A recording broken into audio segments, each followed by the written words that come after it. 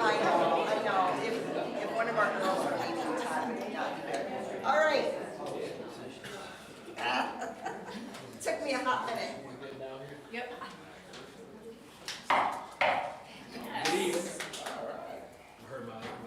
Good evening. I'd like to call the regularly scheduled July 8th board meeting to order and ask that you join me in a moment of silence.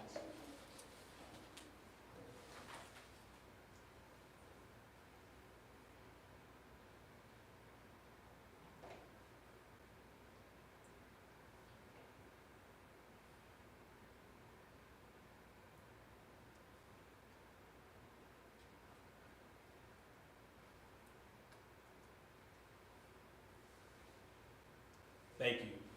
And now would you please rise and join in the Pledge of Allegiance?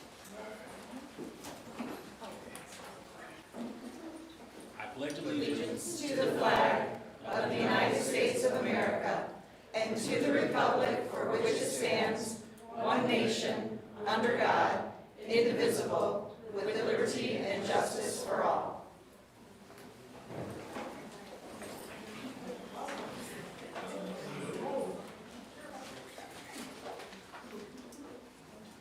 And now I will read our mission statement. The Waterloo Schools community commits to a comprehensive system of education and support to assure that each and every student will graduate prepared for college, career, and citizenship, as evidenced by continuing education, pursuing a career path, and contributing to a community.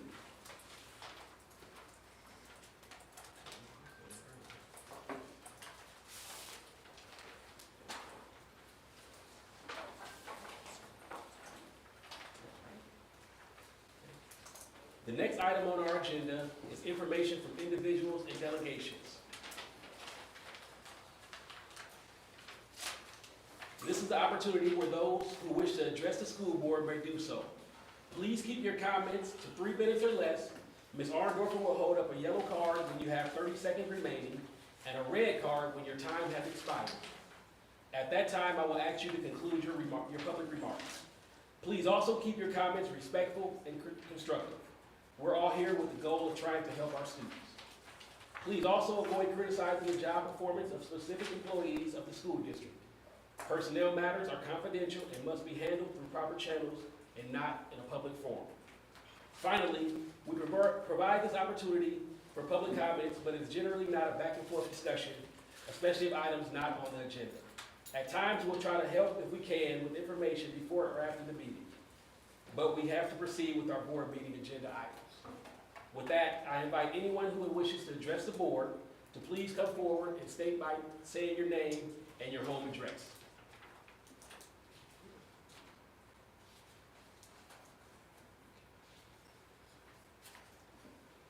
If we have anybody that wants to speak, can come and stand here. We might get off easy today. Going once? Going twice?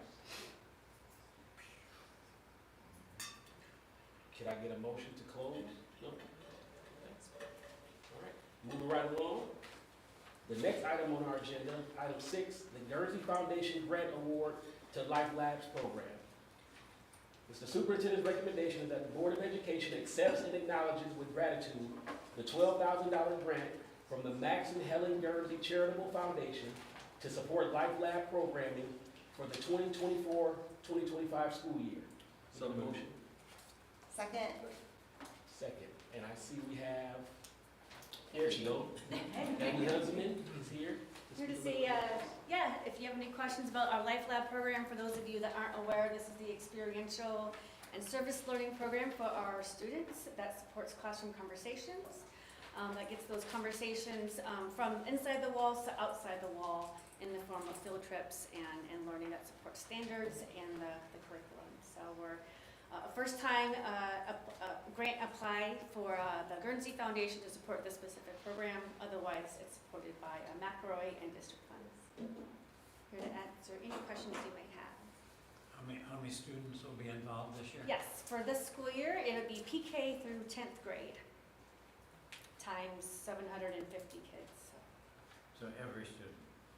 Almost every Pre-K. student. Yep, every student in those grades, yep. Why did we decide to take off Yep, our older kids? great question. So we did a look at our programming, what is working well, and how we can better improve. Yeah. And we saw that actually we saw low student attendance on those upper grades for some pretty obvious reasons, and just wanted to make better better use of some financial decisions in class time as well, so. So how long are these experiences? Some of the experiences, depending on the grade level, might be 2 hours or a full day. Are you doing any trips again this year?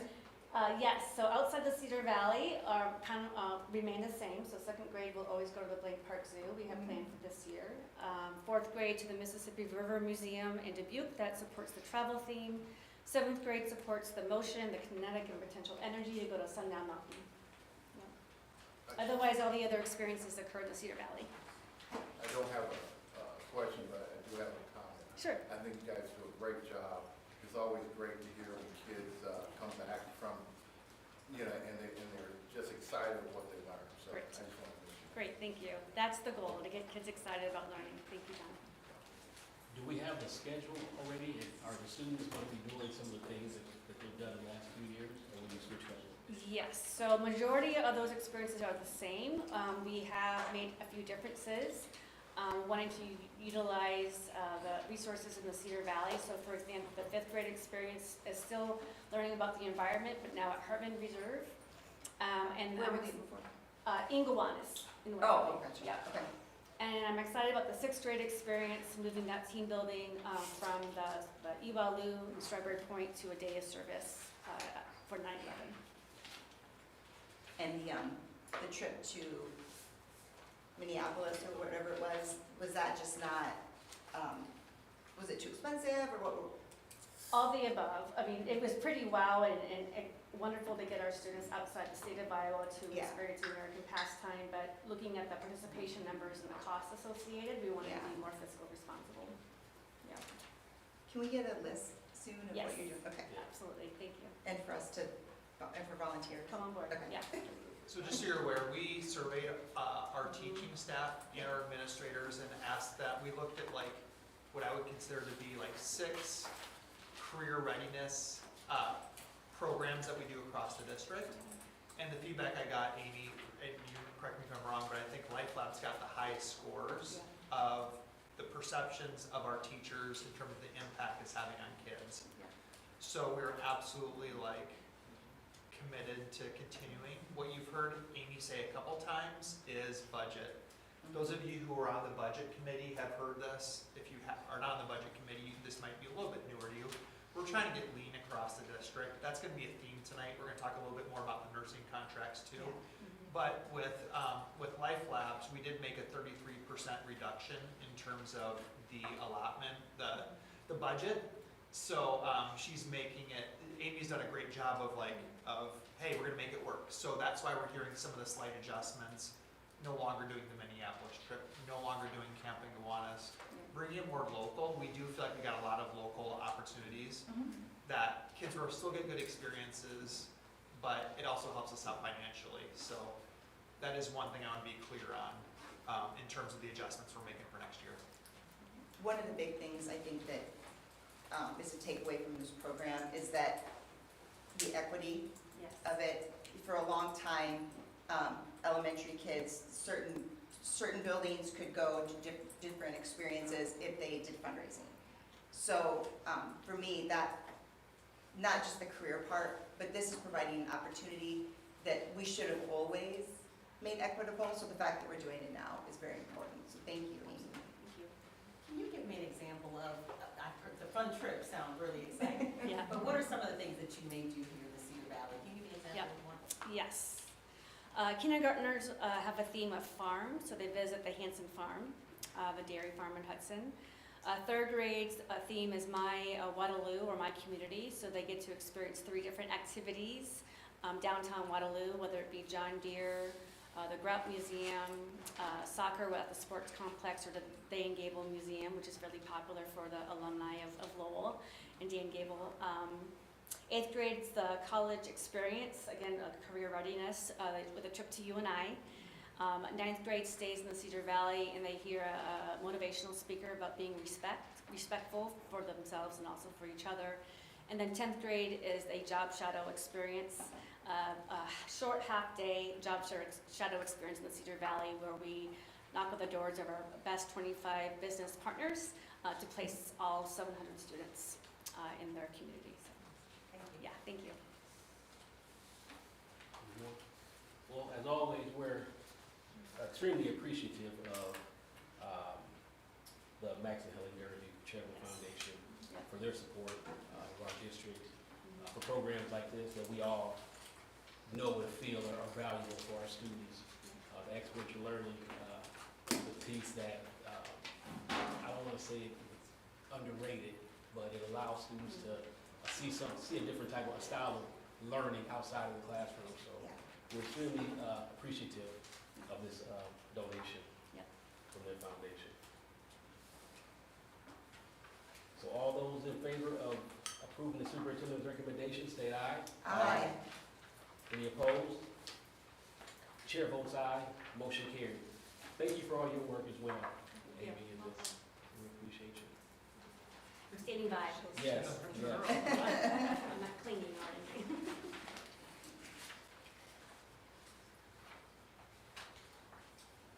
So the next item on our agenda is the Volunteer Iowa Grant Award to Life Lab Program.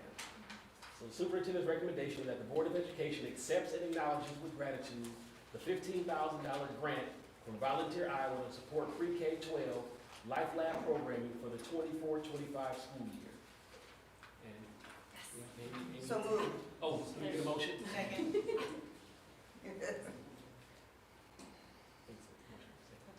So this is a 2 of 3 year funding from Volunteer Iowa. We are one of 5 school districts in the state of Iowa to receive this funding of $15,000 each year. So the 24-25 school year is year 2 with a $15,000 amount. And the goal for year 2, and I have some friends here at Central Middle School that I would like to share what they did with service learning. And service learning is another, falls in the same category as community service or volunteerism, but with an eye of connecting with the learning objectives, more student voice, more student empowerment, more reflection, and also being able to share their understanding of what they've learned. So without further ado, I would like to invite my friends from Central, led by Ashley Chase. Come on over, friends. Good evening. I'm Ashley Chase. I'm 7th grade language arts teacher at Central Middle School, and I'm also the building's Life Lab coordinator. So I work directly with Edie with the 3 experiences that we get to do in middle school. And kind of like what she said with the service learning component, we wanted to take that a little bit further this year because that is part of that umbrella of Life Lab. And so trying to find ways to promote more civic engagement, life skills, 21st century skills, and leadership. We had several different programs that we started here at Central this year. We had students volunteering of collecting food donations and filling the free little pantries around the Cedar Valley. One group did that in 7th grade, and then we had students that saw a need in middle school athletics. We don't sell concessions, so students wanted to start doing that, and so I have 4 of our concession workers here today that have been doing that since the beginning of last fall, and are going to they're all 7th grade going into 8th grade, and they're going to continue it this year as well too. It's completely volunteer. SolarEstimate.org solar calculator is the only calculator that God measure. Okay. Can't give old people technology. So they've been doing it since last year. We'll continue it as 8th graders this year as well too. It's a complete volunteer system. The biggest reflection that we had is just really reclaiming that love of volunteering. Really through our commitment, even when it's not convenient for us, but still striving to put that volunteerism and that service learning piece first. You guys want to come up? If you have any questions for them, these would be the ones to ask. They're a little nervous. I know we have a few questions. We'll see if we can answer in between them. Can we start the intro? Can we start off with just Name? name and then give us one thing that you enjoy most? My name is Tegan, and I enjoy talking to the people who buy stuff at our concession stand. My name is Adrian, and I like working at the concession stand. My name is Ethan, and I like the profit that we make of it, so we can use more of it. My name is Brayton, and I like restocking at the concession stand. I will say some of the things that we learned along the way to professionalism was one of the first things that we had to learn. Working together as a team. It's nice we have some dual language in our group as well too, so that has really helped kind of bridge the gap with some of our families that come and support their students at athletics. And then they were even able to help support some of the high school. The swimming doesn't have concessions, so they came in on a couple of Saturdays this spring and did the swim team and served concessions as well too. So, yep. They are all Serve Safe certified as well, so they have been able to work at the shelter out at Memorial Stadium during the track season. That was new for us, where they got to actually serve the food and help get that ready as well too. So there's just a lot of. What's that certification? Sorry, Serve Safe certification, so it's like food safe certification. So they were able to kind of help with that, and that was a good component to add to that for the middle school aspect, since there really is not anything that we do in the past for concession selling at athletics at middle school level. So what did you have to do to become certified? Good question. So we took a test that, like, I don't know, it took like maybe 3 hours. It was pretty long. And it like showed us a video, and then we answered some questions, and then at the very end it was like a big test about it. And if like you didn't get 75% or higher, you like failed it, right? But all of us got it. Pretty good scores. They all passed. Very good. So where do you get your products that you sell, and how do you decide your pricing? That's a great question. So we purchase from Walmart or Sam's. Sometimes we're able to get some donations or some, like from Walmart, that will help pay for some of that. Prices, we sort of determine prices at the beginning of the year, and then some of these kids did some scouting for other schools and saw what they were selling for. And so that we adjusted pricing a little bit we're not as profitable. Our prices are lower Yeah. than what you'd probably find at the high school level. We learned that very quickly. So guys, like what's your biggest selling item, and what price point is it at? Well, chips are probably one of the highest selling items. And those are $1.50.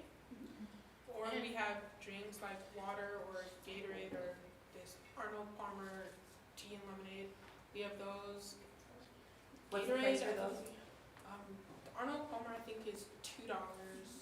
Water is $1, and then we have flavor packets that people can buy for like 25 cents. Good idea. So we've adjusted a few things along the way based off of, we learned that different athletic events have different needs. So Central is lucky that we have been able to host the wrestling meets for middle school this year, especially with adding girls wrestling. And that was a lot different. People coming to it, a lot busier. People were requesting certain items that we thought next year we'll do that, like popcorn or pretzels, like those things. Fruit. Fruit, yes. Yeah. Especially want when the bananas. wrestling meets fruit. Yep. Okay, yeah. Have you guys like looked at a popcorn machine? Because I know some of I used to do concessions for the Westhead Band, and we bought a used one. Have you looked to see what you can Yes. find? Yeah. So we've requested a grant from the Iowa Schools Foundation. We weren't denied. They kind of put it on a pause because we requested in the spring, and they Okay. said we could reevaluate it in the fall, kind of when we get back to school. And in that request, we requested a microwave, a cheese dispenser, and I think a popcorn machine was on there as well too. Just because we aren't able to take that from Memorial Stadium, so we can't really share that. We would need our own to continue if we want to do that. So do you use mental math to make change? Or we have our phones to calculate. Do you need to use it very often? Good job.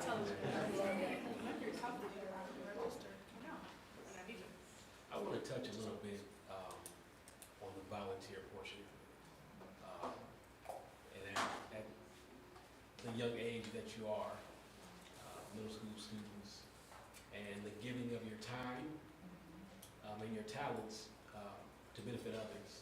Even though you're selling them something, you're providing a service for them. And that goes a long way once you become an adult. These people I appreciate so much, but just giving of yourself and your time to benefit others. And make sure you put that on your college scholarship applications and Yes. resume, things like that. So we don't take for granted your willing to serve your school, willing to serve your community. So I think we did the math as well too, and they individually have gone over 500 hours of volunteer Wow. last year.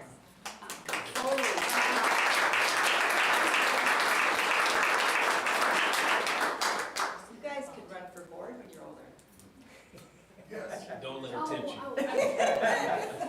Oh, sorry, one more thing, I totally forgot. Adrian and Tegan actually were awarded the Mayor's Teen Volunteer Award this year. And they were the only middle schoolers that were awarded it this year, everyone else was high school. Congratulations. Is that for the Mother Moon? Is that the same one? What, say it again? The Mother Moon? I don't know. It's different, Different one? it's different. Nice. Congratulations. So you worked at some of the food industry a little bit, some on marketing and business. Have you had a chance to look at those courses that we offer here at Career Center of those since you're here at Central? For summer, there was like a camp type thing. I did culinary and business. I did do a little bit of that. Fantastic, nice pairing. Yes. And they've made connections with the culinary teacher at the Career Center as well too for that Serve Safe certification, so they kind of have a connection there already too. Good, great. So, and they have one more year of middle school too, so they'll be ready for high school Mm. after this year. They'll be very ready. Any other questions or comments? I love your shirts. Yes. Whose idea was that? Was it one of yours? That was mine. Great job. All right. Well, we will find you guys next year and we'll come buy stuff, okay? So make sure that you're letting us know when your concessions are open, that kind of thing. It's every home athletic event at Central. Okay. So if you come to any of the Central ones, that Central hosts, I should say, we will be there. I don't think have missed one yet, so they will be there. Are you guys gonna try to get some more people involved? We're trying to recruit maybe some 6th graders if possible. Yeah, coming into 7th. And if they can't do that, we're doing pretty well as a 5 people. If one of them misses, the other one comes in, or So cool. Thank you for all you do. Thank you so much. So all those in favor of approving the superintendent's recommendation, state aye. All right. Any opposed? Chair votes aye, motion carried. Thank you all. So at this time, we're going to reverse the agenda. We did have somebody reached out and wanted to speak to the board this evening. So we're going to go to item 5, information from individuals and delegations.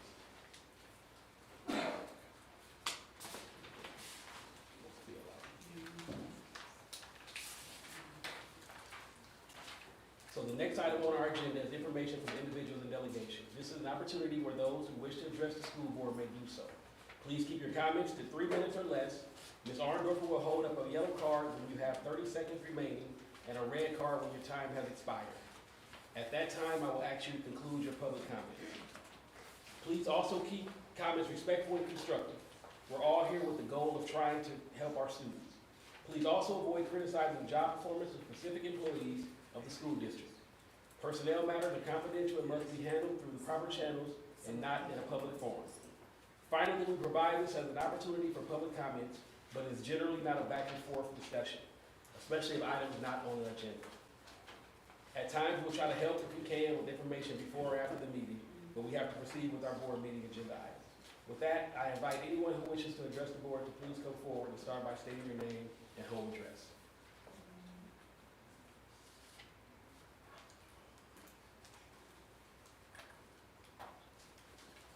My name is Terry Stevens, 1629 Ackerman Street, Waterloo, Iowa, 50703. I'm here to speak against the upcoming vote by this district to build yet another school on the west side of Waterloo. Let me preface my remarks with a quote by the late Shirley Chisholm. Laws will not eliminate prejudice from the hearts of human beings, but that is no reason to allow prejudice to continue to be enshrined in our laws to perpetuate injustice through inaction.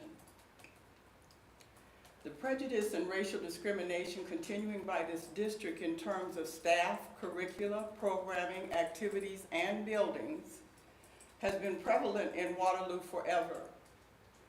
Building this proposed new school could create a more positive direction for the city of Waterloo and the school district and its citizens. But why is yet another new, and I repeat, another new school? You can add how many schools have been built on the west side versus those who have been built on the east side for years. Follow your own pattern, look at your own work.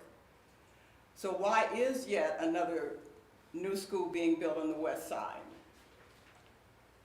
The first school in Waterloo was built on the east side of Waterloo.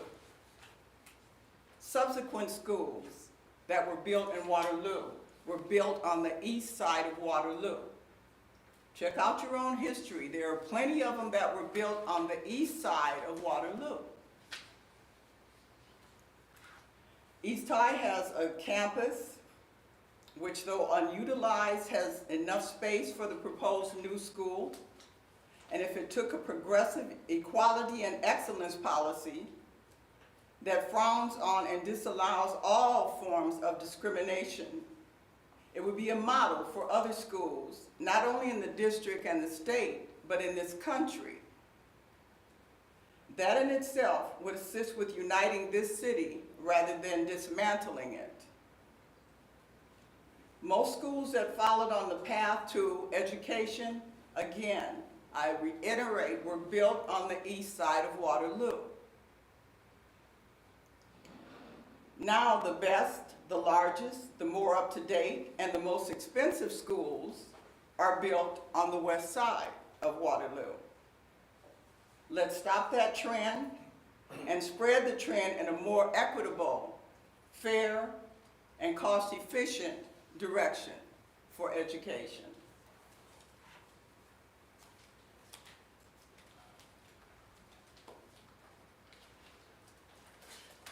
Thank you, Ms. Stevens.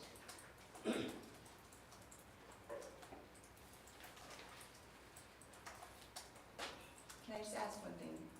Would you be willing to share just your notes so I can read it again later? You can't read them. Okay. I write them so I can read them. Okay. But I will share the information with you. Yes, thank you, ma'am. You have my email too? Pardon? You have my email, don't you? I do. Yeah, if you just send it to me, I can get it out to the board. Okay. Thank you.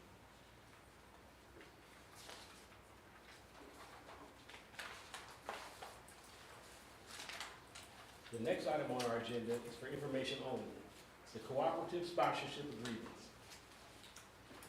Application forms for both the Iowa High School Athletic Association boys and the Iowa High School Girls Athletic Union girls previously required signatures of the superintendent and the school board president from requesting schools and the host school. On March 8, 1999, the board authorized the superintendent to enter into participation agreements with other districts. So I believe we have Dan Huff, our athletics and activities director, that can come and speak to the current or requesting schools and the activities that they're requesting. If there are any questions for Mr. Huff at this time.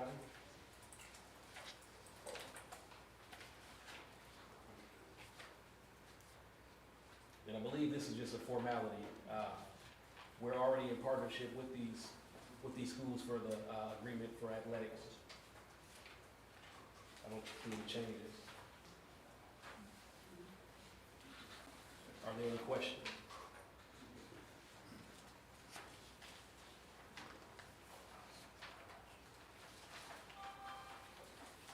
All right, seeing none, we'll move on.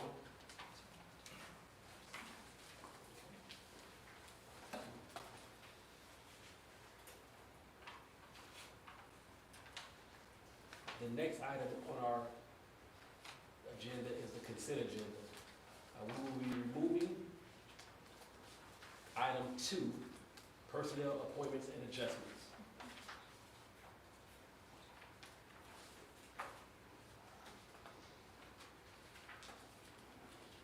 Remove completely or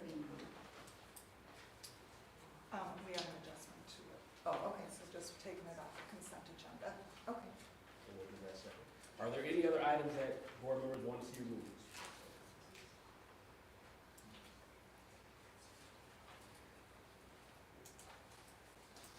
Seeing none, can I get a motion to put items 1, 3, 4, and 5?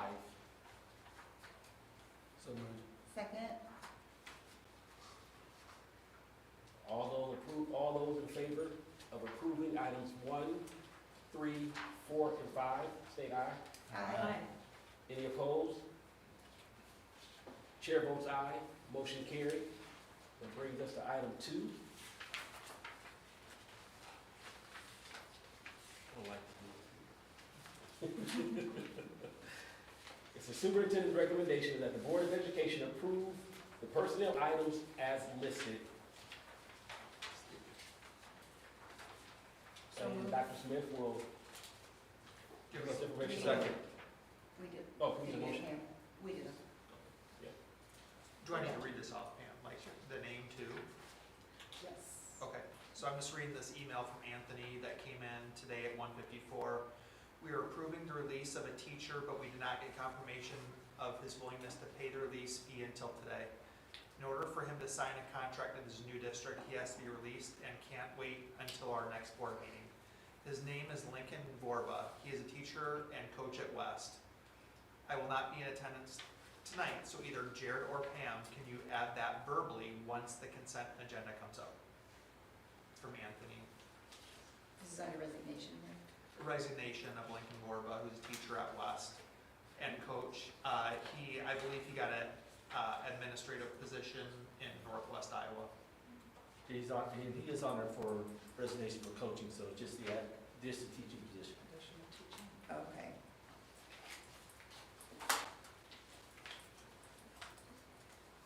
Oh, I see. And if we have any questions on this item, we can email Anthony as well. As he just stated, he wouldn't be at this meeting.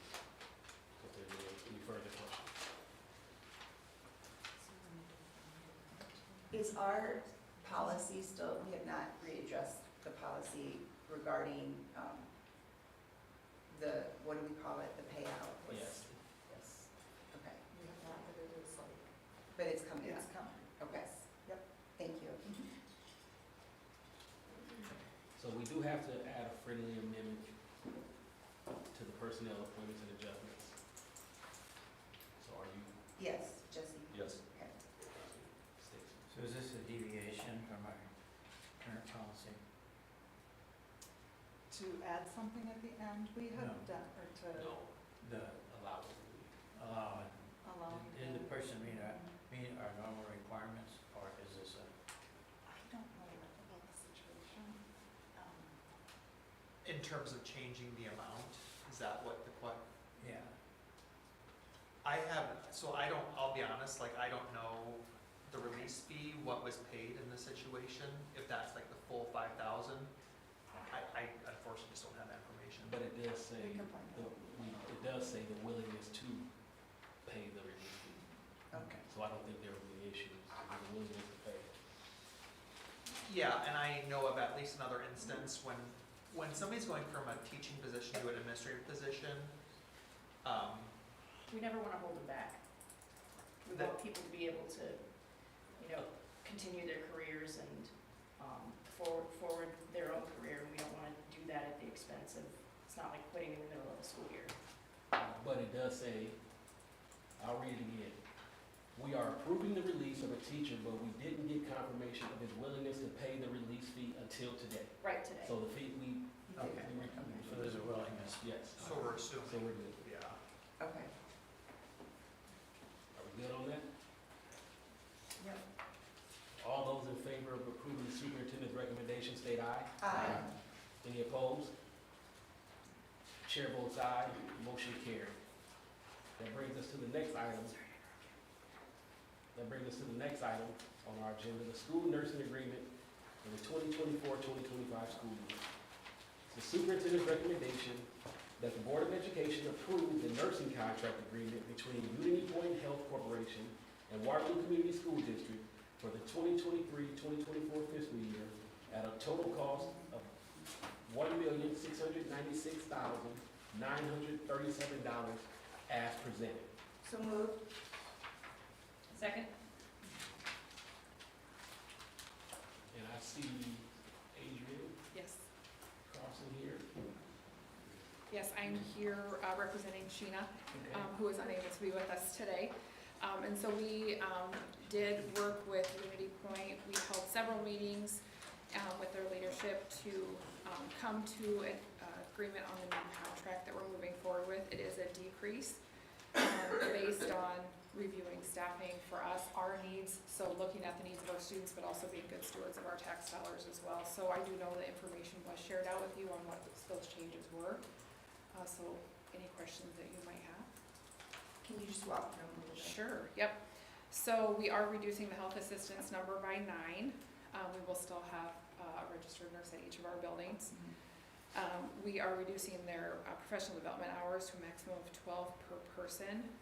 Previously, they were able to engage in PD or work on all non-student days, but PD allowances have been adjusted to fit the actual needs. We did remove the cell phone stipend. The practice was put into place when we had a lot of travel between buildings for our nurses, and that has been decreased if we're gonna have an RN at each building. We did adjust their work days. They will arrive 15 minutes before students and leave 15 minutes after students. That way, they have that little bit of time to prepare before the students come in. This will be a collaboration with our building administrators to make sure the students aren't coming in earlier than they should be into the building. What was it before? I believe that they were coming in quite a bit early. We had students coming in quite a bit early prior to when they should have been into the building. So we did, and that will be a practice that we'll need to adjust with our administrators as well. There is a slight cushion in that day for if nurses need to attend IEP meetings or health plan meetings. Health assistants will work 6 hours a day, and their maximum coverage will be for each of our buildings, so to offer that support to our nurses when needed. We did adjust the number of days we have them, so they'll be at 179 days, so that's the 172 days with students, plus 7 days of prep time, and then they'll have that 12 hours of professional development. The summer school nursing will be based, that will be as needed, and as of right now, it would be 1 to 2 nurses, possibility of that health assistant. So that means next summer they would just travel to where the different programs are, is that right? Yes. Okay. And then we will be ordering any non-medical grade supplies moving forward. Like toothbrushes, toothpaste, that kind of stuff, right? Yeah, and sometimes there's snacks that we need to have depending upon medications, students' needs and things like that. So we'll be taking care of that twice a year through the student services office. So what's the major change? Last year, did we have a RN and a health assistant in the schools? Or Yes. did we replace a health assistant with an RN? We had an RN and health assistants in our buildings. What we see is we need a body, and having the RN in that office is important. Having the health assistant there to help at busy times, depending upon the number of students we have in a building or what that need might be. But being able to, if we have one nurse out, having one of the other nurses or their supervisor step in. So we want to make sure that we maintain that level of care or service for our students, but not needing as many bodies as we've had in the past. So we're still gonna have 100% coverage? of We the should have nurse? 100% coverage based on Unity Point staff, yes. And we're comfortable with the number, the sheer number. And is that based off of how many students we're seeing? Are there peak hours? Are there? Depending on the building, there's definitely different needs that need to be met. But that's something we need to be able to audit and look at a little bit closer as this year comes up. We have some ability to look at this past year and previous years to see what those needs have been in the buildings, but we need to do more documentation and more due diligence between us and Unity Point to be able to make sure that we're meeting those needs with the level of coverage. We're very comfortable moving forward with this level of coverage. So this is a continuation, and we do have an amendment, an adjustment. It said the 23-24 fiscal year, it's actually for the 24-25 Yes. fiscal year. So is this a continuation, an adjustment of last year's contract? So this contract is yearly? This contract is yearly, yes. Did Unity Point feel comfortable that they the changes? Yes, we actually have Luke and Karen both here as well, who participated in those meetings with Sheena and then myself. And Donna was also involved in those. And so we did come to this agreement based on proposals that they provided to us and then proposals that we came back with and came to that mutual agreement. Who are those? I'm sorry. We have Luke Kroger and Karen Meacham, both from Unity Point. To be clear, like, really the main reason this came up was because we are trying to get tight with our budget moving forward. I've explained this numerous times, to the board in terms of ESSER money going away, state supplemental aid not being where it needs to be for us, inflation costs. So just a couple, just for perspective, I'm looking at 2 other places we had to cut in the district. And one was Life Labs, I mentioned that earlier. So that budget went down 33%. If you look at what we originally had going into next year was cut by 33%. A second area that we looked at reducing was TLC in terms of our coaches. So that budget was cut by 38%. When you look at last year's budget versus next year's budget in terms of the coaches. Okay. The budget reduction here would be about 33%, which is in line with other areas that we've reduced. So I know, like, off the cuff, if you look at that number, it seems pretty high. But that 33% reduction is something that we've done pretty consistently across other areas as we've looked to reduce because this is general fund money. So this is money that goes in this contract as general fund money, and that's the area that we are trying to, and again, the finance committee's heard a little bit more about that. It's never easy. I hate that we have to lose 9 nursing aides. At this, moving forward, our options are gonna be, do we look at some supplemental staff or do we look at teaching staff? And again, that's debatable, but our stance is always gonna be we protect the teaching staff as much as possible. So we do, while we still feel, and again, I'm trusting Adrian and Sheena's research on this. My understanding is that having the 1 RN per building, is that correct? And then having the aides split across buildings is very comparable to what you see in other districts across the state. Correct. Is my understanding. Correct. Very comparable to other UEM districts in the state. Do those aides still get a cell phone, the ones that travel, or do they not? No, there is no cell phone still being paid at all. Okay. So the data that, for you to be able to make that decision, high peak times, low peak times, how is that, certain schools were heavier than others, or Yeah, so could you that's kind of where, give me a little bit yeah. insight in that?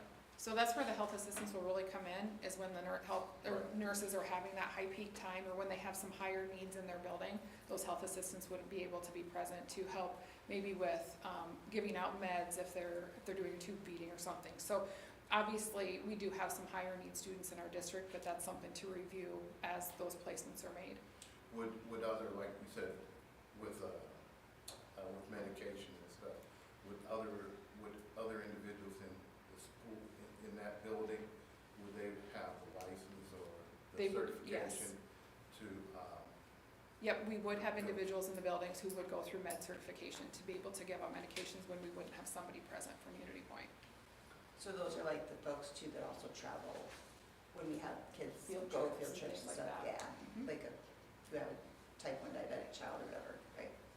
How do you handle absence, when you have absence? For our school nurses. Yeah. So that would be something through Unity Point as with their staff, they would be then, they do have a supervisor who can fill in, and then they would have their nurses be able to support multiple buildings as So they needed, have is my understanding. Folder that they can use. Yeah, I believe that would be probably Karen, when we have an absence. Like one of our school nurses is absent, we would be able to back up, and then we also have Kelly would be the first one, supervisor. but that would be if there was only one absence. What happens if there's more than one? We try to make the best decision on the needs for the school to have a health assistant maybe cover the school, and if an RN is needed in a different school.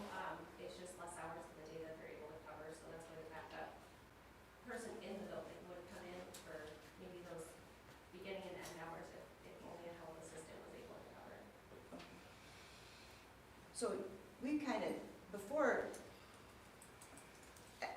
COVID, we didn't have RNs in every building. And remember, we used ESSER money because we really wanted to make sure that, and honestly, I mean, I feel that's a need. My personal belief is that there needs to be an RN in every building. Has that been something, now that we're past the COVID, is that still something that is showing, does the data show that having an RN in every building is, I don't want to say necessary, but is it in best practice? I would say yes, it's in best practice. Yeah. I mean, as we've reached out to administrators and others in the district, having an RN assigned to their building that's in their building would be what they would appreciate the most. Perfect, yeah.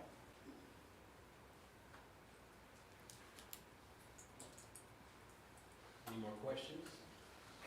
Thank you for doing this. I know it's a Thank lot. So thank you guys too. So all those in favor of approving the superintendent's recommendation, state aye. Aye. Any opposed? Chair votes aye, motion carries.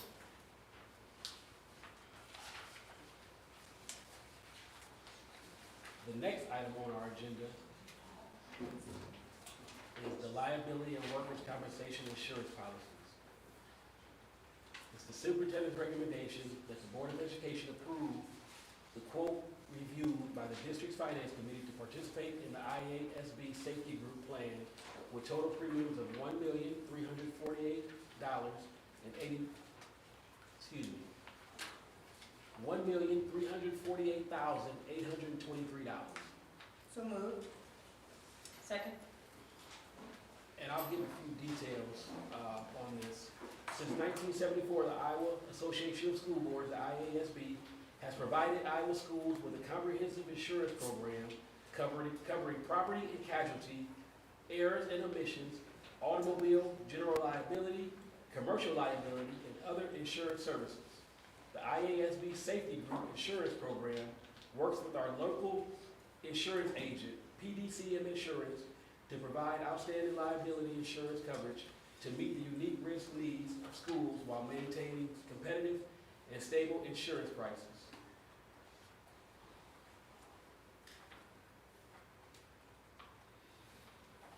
On June 26th, the district's finance committee met with Chris Faraday from PDCM Insurance to review our policies and premiums.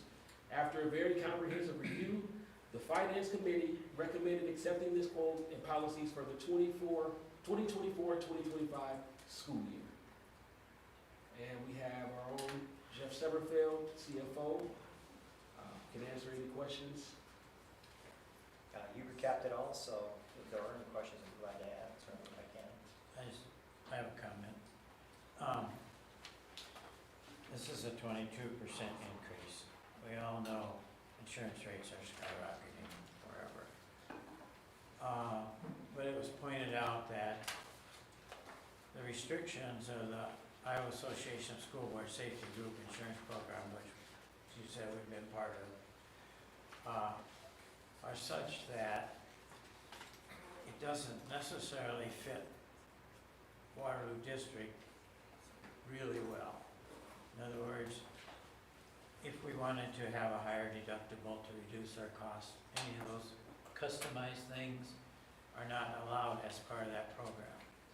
So what Chris Faraday shared was that if we see another 27%, I guess that the property portion is 27%. I'm speaking just about the property portion of this, which is $857,000. So if it goes up another $200,000 or $300,000 this next year, he's saying we may want to go outside that pool and see if someone else will provide a customized plan that fits our district a little better. Yeah. And is a little more cost effective. So that might be, there might be a change. Yes, but not for this year, but in the future. Yeah, not this year, but we're really, you know, we're kind of at the threshold of pain on the cost here. And that's because our buildings are newer, we don't have the same issues. Yeah, our buildings are newer, we're not gonna have the same, you know, although we did get, apparently we did get $1 million. Hail damage, yes. Hail damage for Hoover, so we have that. Yeah. Yeah. of the idea on reduction for cyber liability, knowing that cyber attacks are increasing more and more frequently within Iowa in the public sector. Chris gave a lot of credit to Matt O'Brien for the great job he does, making sure that we are very much in compliance with everything, but beyond that, I go down those details. Seems like we're more and more risk at it, so. He kind of went through it, but there was a lot of numbers, you know. But he did go through it and what his rationale was, and it made sense. It was a lot of information at once, so. I just seeing about bigger school district, I mean, we've had several, Cedar Rapids areas had a couple school districts, but Cedar Falls had a tax recently, so. We do have adequate coverage though. We have what? Adequate coverage. Yeah. I was surprised it went down.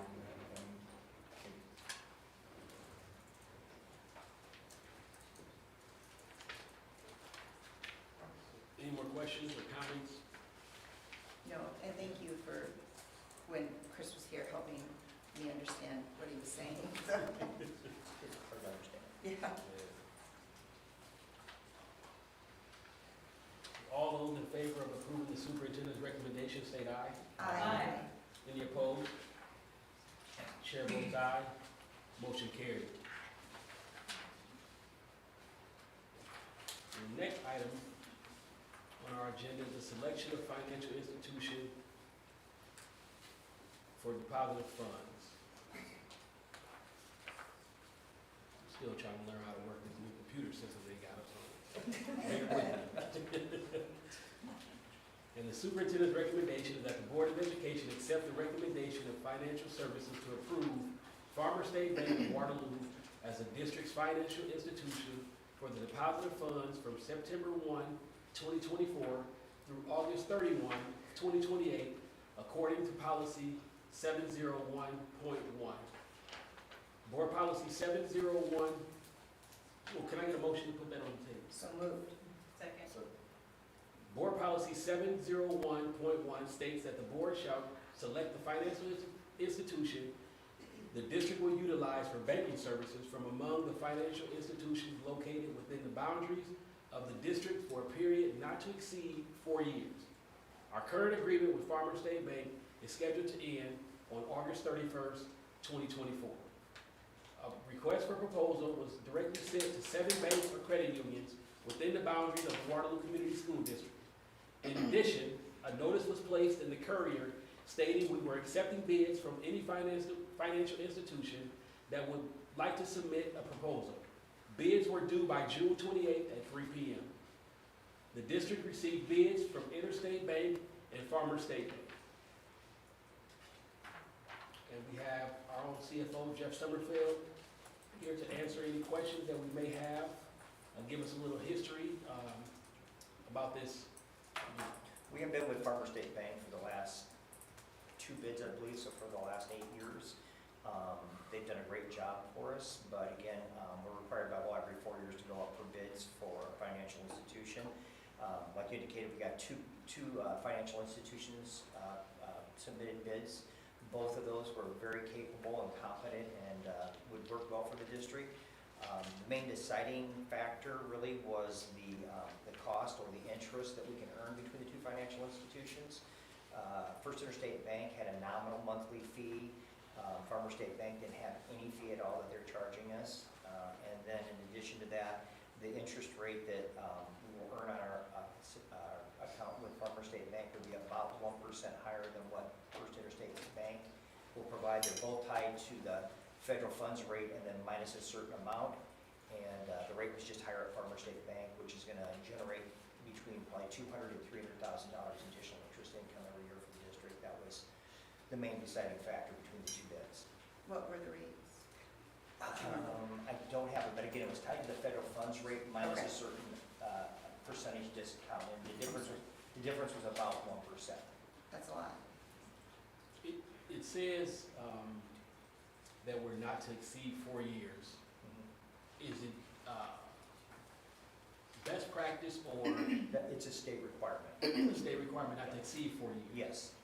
how often do we go less than 4 years? Or is that something that we've ever To done? my knowledge, we've never gone less than 4 years. To actually change banks, it's not like just going in and closing your bank account and leaving. It's for a school district or for any business, but for a school district, it's quite a process with all the different things we have to have set up to work with direct deposit, positive pay, changing bank signing stuff. So it's a little involved. That's why we start the process early in the event that we would change. It does take a few weeks to get all that done. So in the event that we end up with a bond, a large bond, do they have the capacity Yeah. to provide interest, this higher interest rate on the unspent funds? Yeah, we've worked with farmers before when we've sold bonds. This will be a little bit higher than that, but they've given me every indication that they'll continue to provide the same service. Again, as interest rates do drop, if the federal funds rate drops, then accordingly we will earn less interest. But they can handle the amount as well. The dollar amount they'd be able to handle, yeah. Yeah.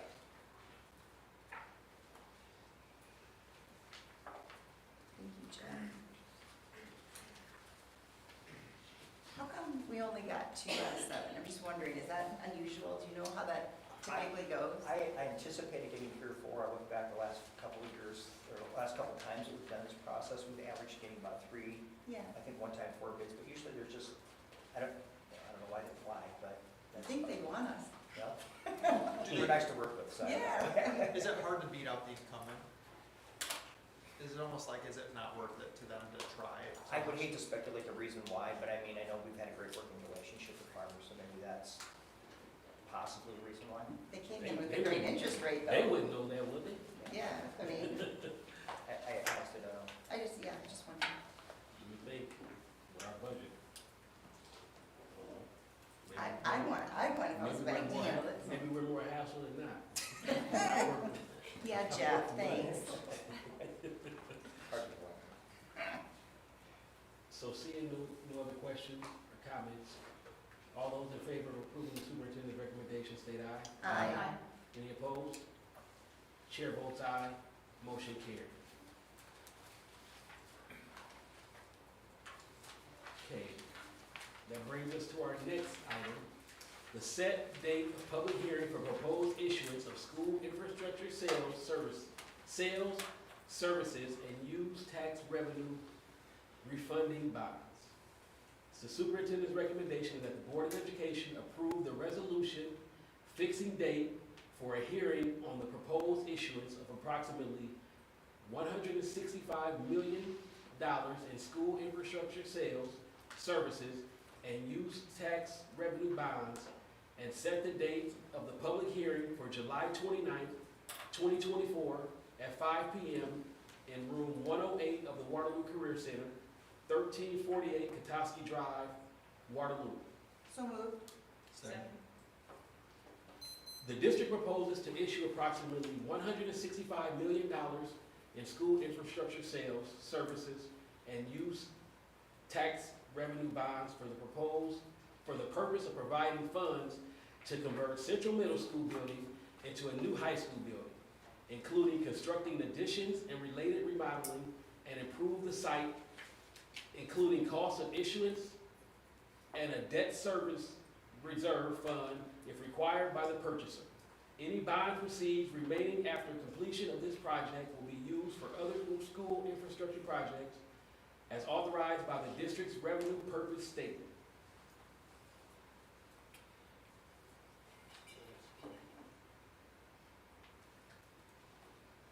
Can we kind of ask her to go through what the process is to the 2 meetings? Yep, Okay. let me finish this. I told you I'm trying to get this. I can't find my cursor here. You said simply be easier, Pam.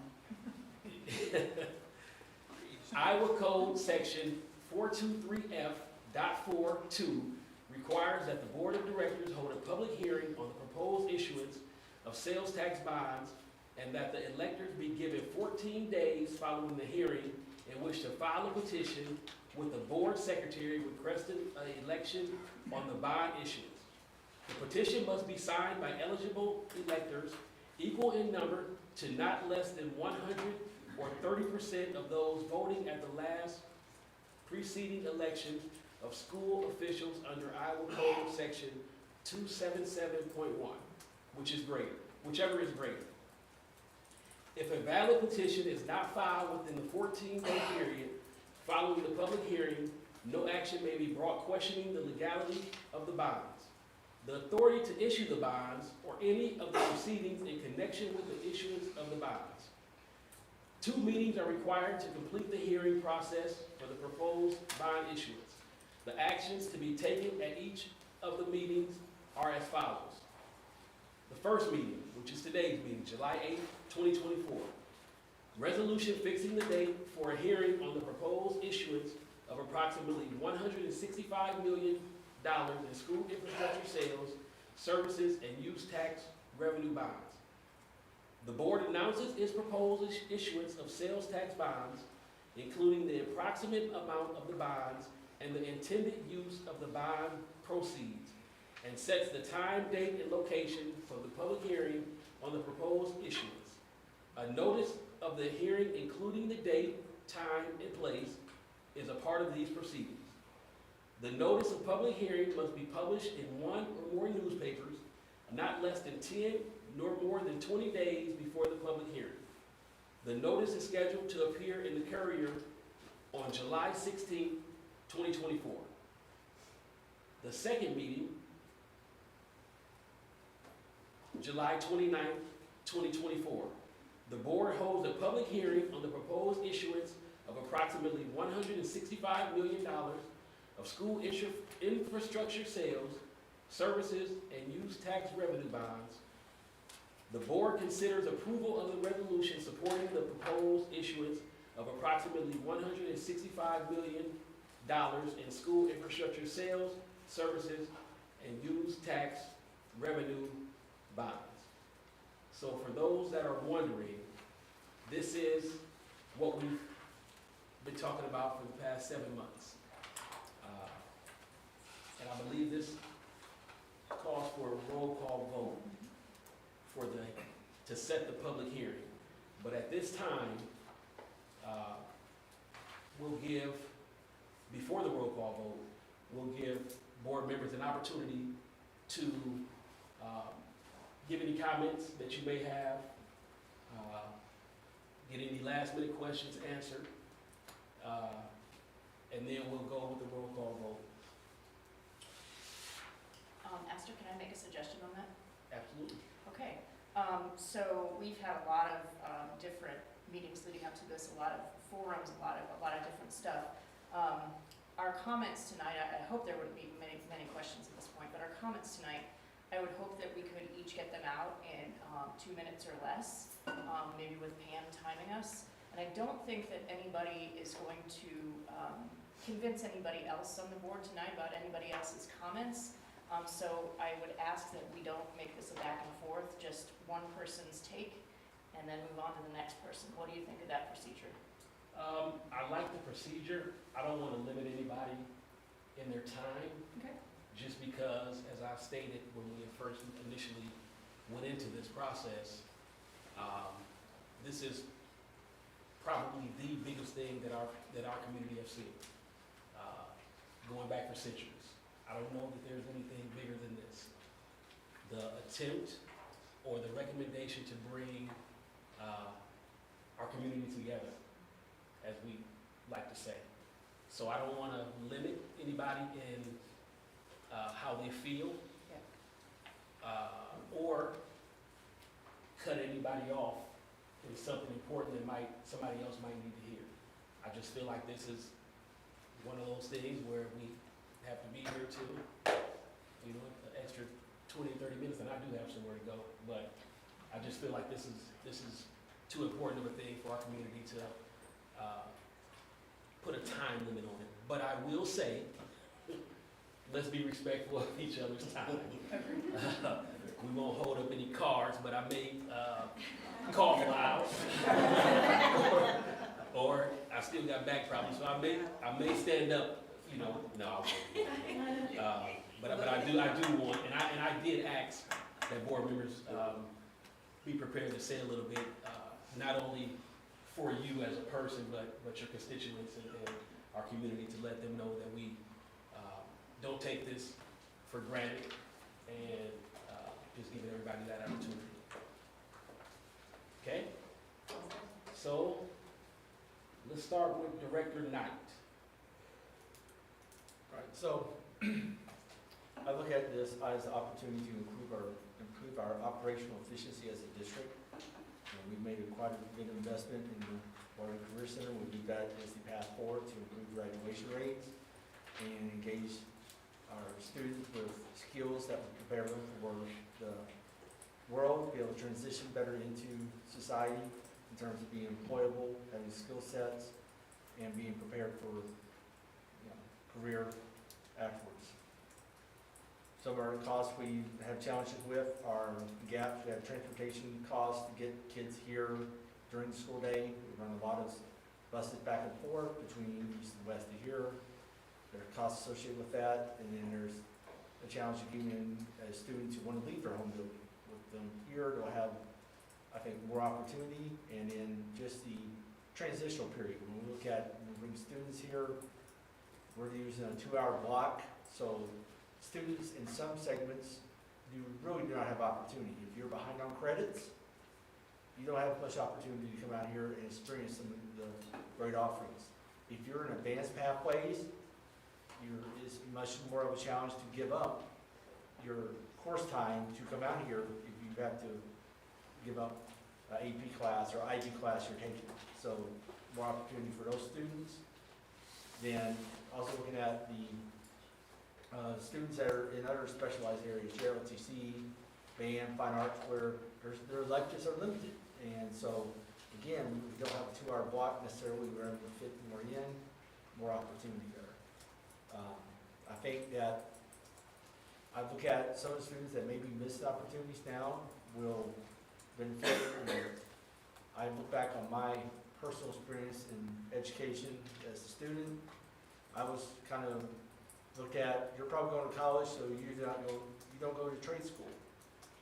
I went to engineering, and one of my biggest regrets as an engineer, mechanical engineer, is that I did not spend time in the machine shop. I would have benefited greatly by going in and getting my hands on and doing machinist work, prepare me for my career.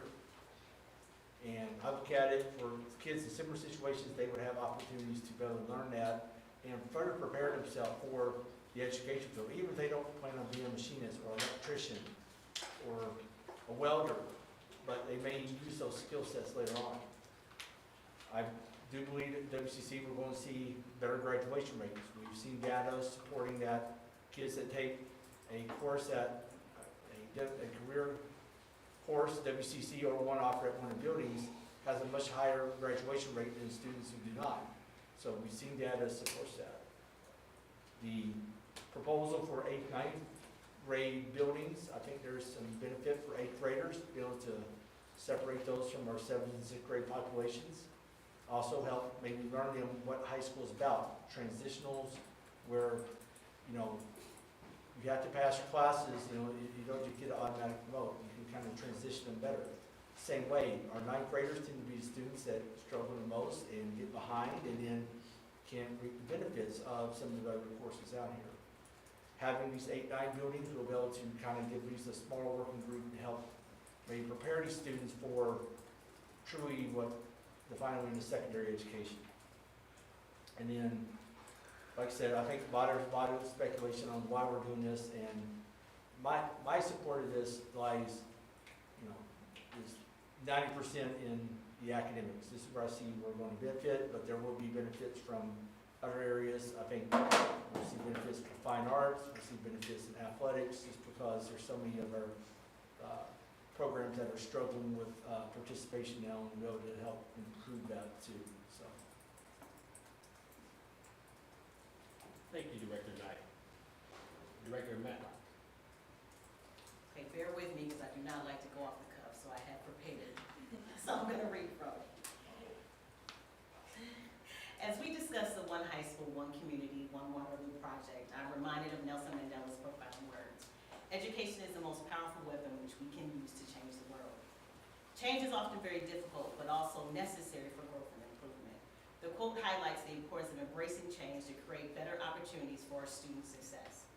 I need to clarify one point before moving forward. When I refer to the project, I'm speaking of the comprehensive approach from pre-K to 5th grade, as well as the critical transitions our students experience in 6 and 7, and 8, 9 before they enter high school. I believe it is important to connect the dots all the way through their educational journey, ensuring an integrated and supportive environment for every student. Over the past few months, I've had the opportunity to go through onboarding process, which I didn't realize it's been 7, wow, with the district leadership team, and learn more about the Waterloo Community Schools, plus actively participate in town hall meetings and board work sessions focused on the One High School, and engage with many of you in the community through the scheduled meetings or either impromptu conversations in Target, Walmart, at church, in my neighborhood, wherever it was. These interactions have provided me with valuable insights into their views. There were diverse opinions, some for, some against, and many with unanswered questions. I respect all the perspectives and sincerely thank you for your time and valuable insights. I consider myself to be an optimist, and part of being optimist is keeping your head pointed toward the sun and one's feet moving forward. The quote from Nelson Mandela connects me with my journey as a new board member. Over the past few months, I've settled into this role. I've embraced the opportunity to engage our community and participate in crucial discussions around our educational future. Despite the diverse opinions and unanswered questions, I remain committed to moving forward with optimism and dedication, seeking to unify perspectives and create positive outcomes for all of our students. Yes, we have work to do in the areas of absenteeism, achievement, transportation, athletics, and more.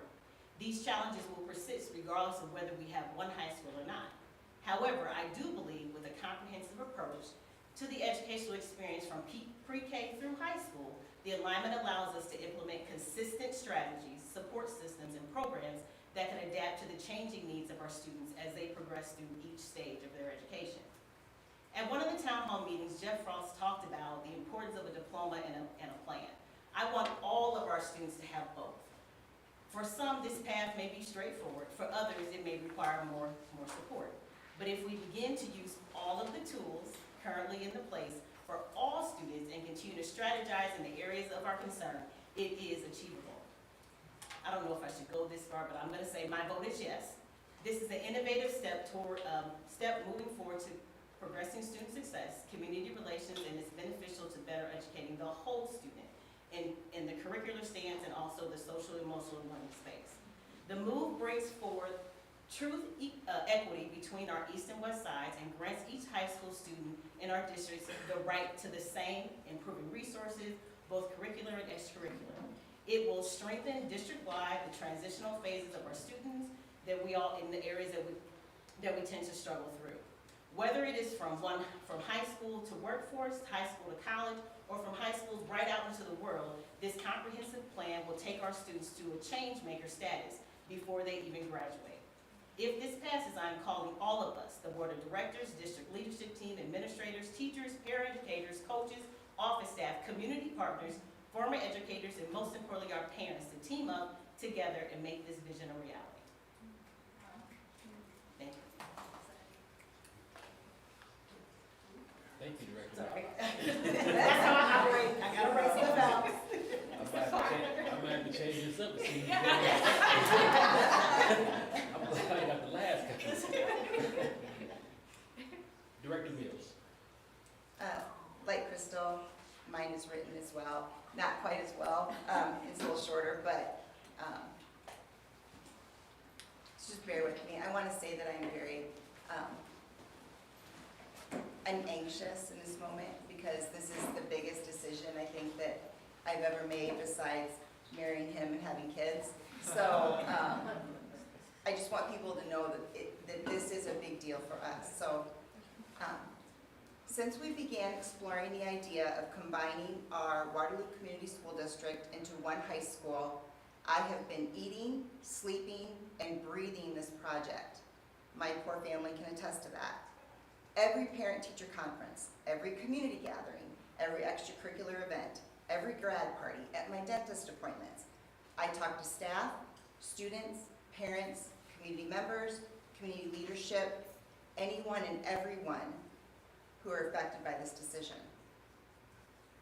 When I first ran for this position in 2019, I actually had this idea as part of my platform. My reasoning then was every child deserves to have access to the Waterloo Career Center, to an equitable education, and this is important. Our city has been divided for far too long. Every child, no matter where they live, which side of the river, Elk Run, Evansdale, Raymond, Gilbertville, all deserve the same opportunities. For the vast majority of the history of our district, we have had enough students and resources to provide equitable programs at both high schools. At one point, we had enough for 3. However, our enrollment simply does not allow for us to run amazing programs at 2 buildings. We cannot provide equitable access to the Career Center, to advanced curriculum, to the arts, to sports.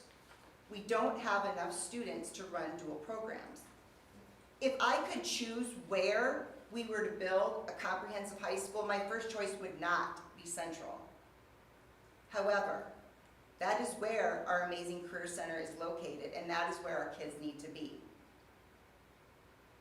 When folks talk about their experiences in our high schools, going back to the 50s, the 60s, the 90s, etc., they remember having extensive shop class opportunities, auto, woodworking, metal, etc. They remember having home ec, cooking, baking, sewing.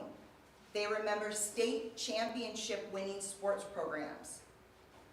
When my dad graduated from West in 1967, there were 20,000 students in the district. West and East high schools were 10, 12, as that's all there was room for. I went to West when it was a 9-12 building. I graduated in 92 in a class of 462 students. That is not where we are now. My youngest just graduated from West in a class of 263. Our numbers just do not support 2 top-notch high schools. This is not about a physical structure for me. This is about our students and our community and the future goal. As we sit in this amazing Career Center, I hope everyone can see why this is such an important opportunity for each and every student in our district. Thank you, Director Mills. Director Cox. No.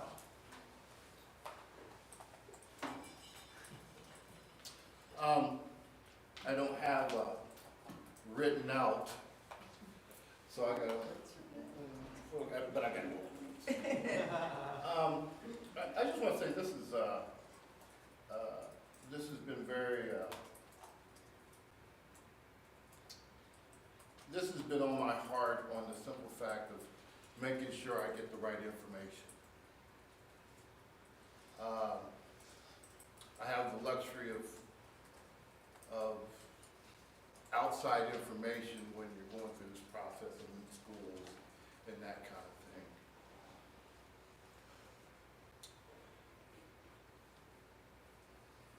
Being a board member, what, 7 months? You know, I've been on here 7 months, and I'm about ready to vote on something that's going to affect the next 7 years. So I take this very seriously.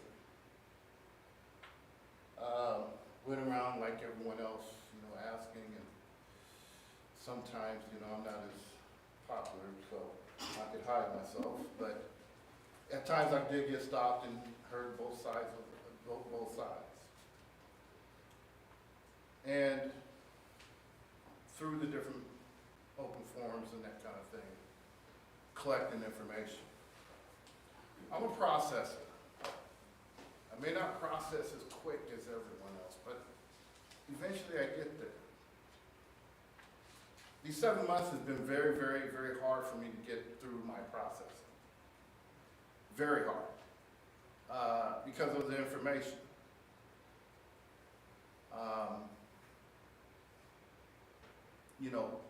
Linking that with the newness of my position, looking at, I guess I was a little bit naive when it came to community involvement. I thought there would have been more community involvement. And it wasn't there.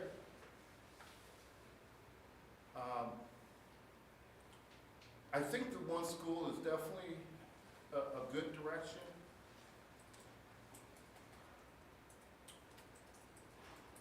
But also you gotta calculate timing.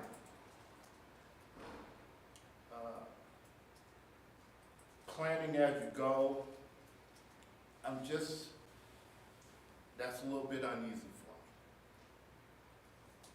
So I have 3 different things, and I'm not gonna go through every point, but, and I kind of touched on about me being processor and the community messaging information.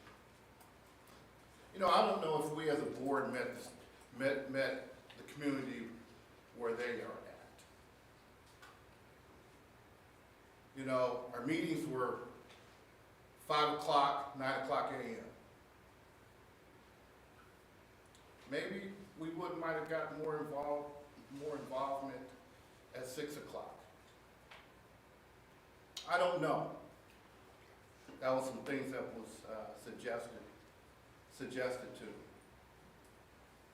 So when you're going through that information, you know, the onboarding, that whole community messaging information, man, it was just a debacle. I can recall a few young parents, I was really, parents that are, you know, at 25 to 40 that have kids, the impact that we're going to have on their lives. There was a disconnect. And for me, like I said, I'm trying to process.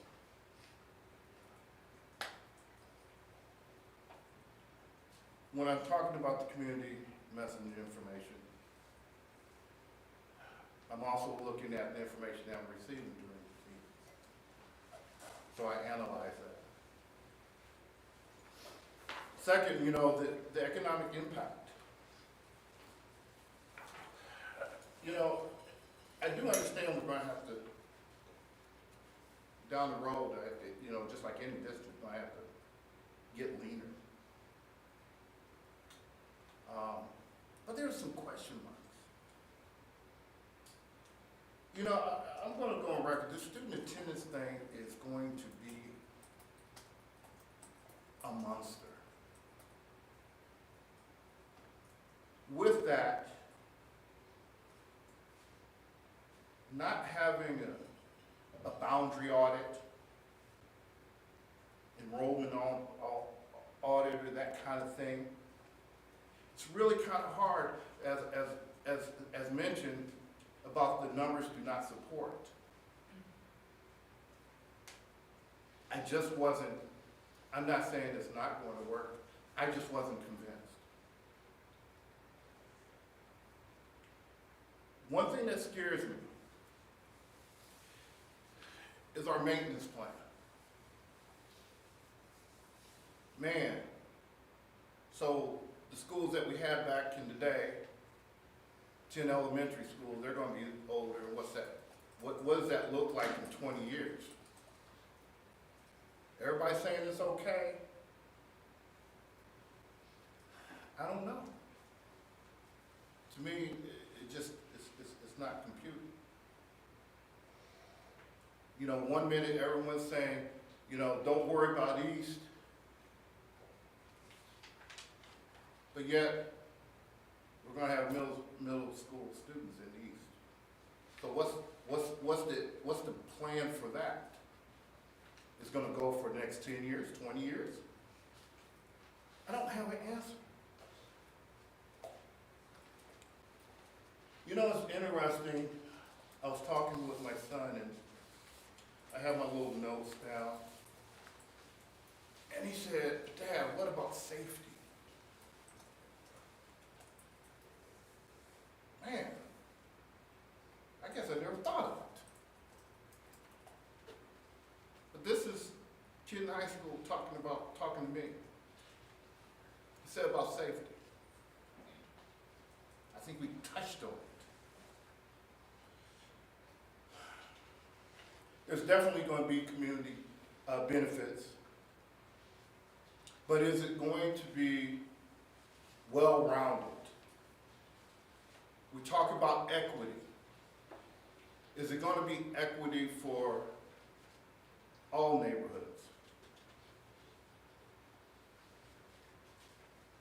You know, before I was, I didn't, before I ran, I didn't know anything about this one school. Nothing. All of a sudden it gets introduced to me and it's off and running. We're talking about $165 million. A new one school is a good idea. But we have to get to the internal parts of it.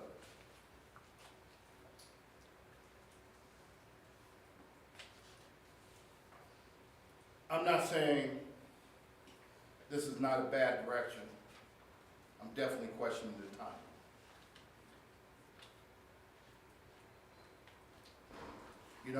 We all have our own analysis, and I did my SWOT analysis. I halfway know our strengths. Our weaknesses, that's up in the air. What's the opportunity? I understand that. And there's some threats. So, I guess like Crystal, it's hard for me to vote yes,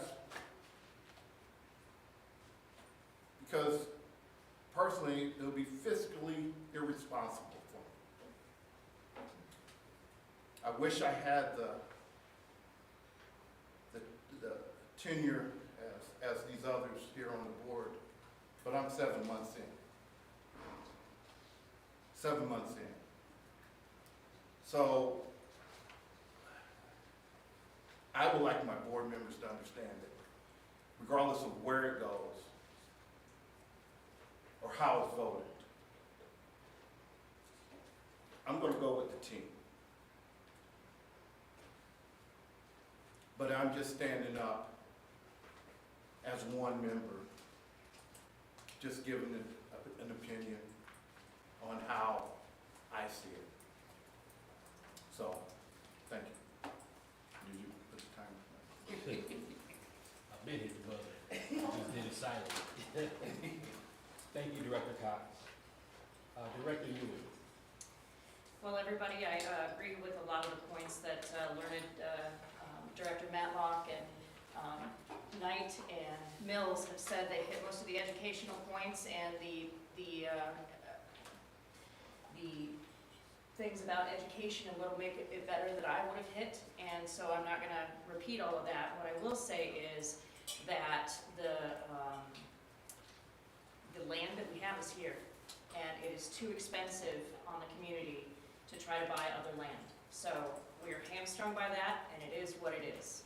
And we have to go with it because we need all these benefits that these three directors that spoke in favor of it spoke about. The other thing that I'd like to say is that we have experts in this room. We have people that taught in classrooms for years, who went to college to become school administrators, who went and got their doctorates in certain things, school administration, who have contacts with administrators all over the state, who have studied and written papers and done everything about education, and furthermore, spent countless hundreds of hours on this project, researching, working with the architects, working with people in the community, holding so many open forums for people to come discuss, reaching out, getting community buy-in. I spent some years in the classroom myself teaching, but these people that are your administration have gone above and beyond working on this project And at some point, I just have to trust the process. At some point, I just have to trust the experts. These people are experts in this, and they won't lead us astray. It is unfortunate that we don't have land that we want to build on, but we have to do the best by our students that we can do right now. And is it going to be perfect for every parent and every child out there? I wish, but it won't be. Just like all over the country, kids get different educations in different school districts in different places. Ours will be different than other districts. Kids will have opportunities here that they won't have in other places. Kids will miss a few opportunities here that they wouldn't have in other places. But it's ours, and our experts have done so much work on this.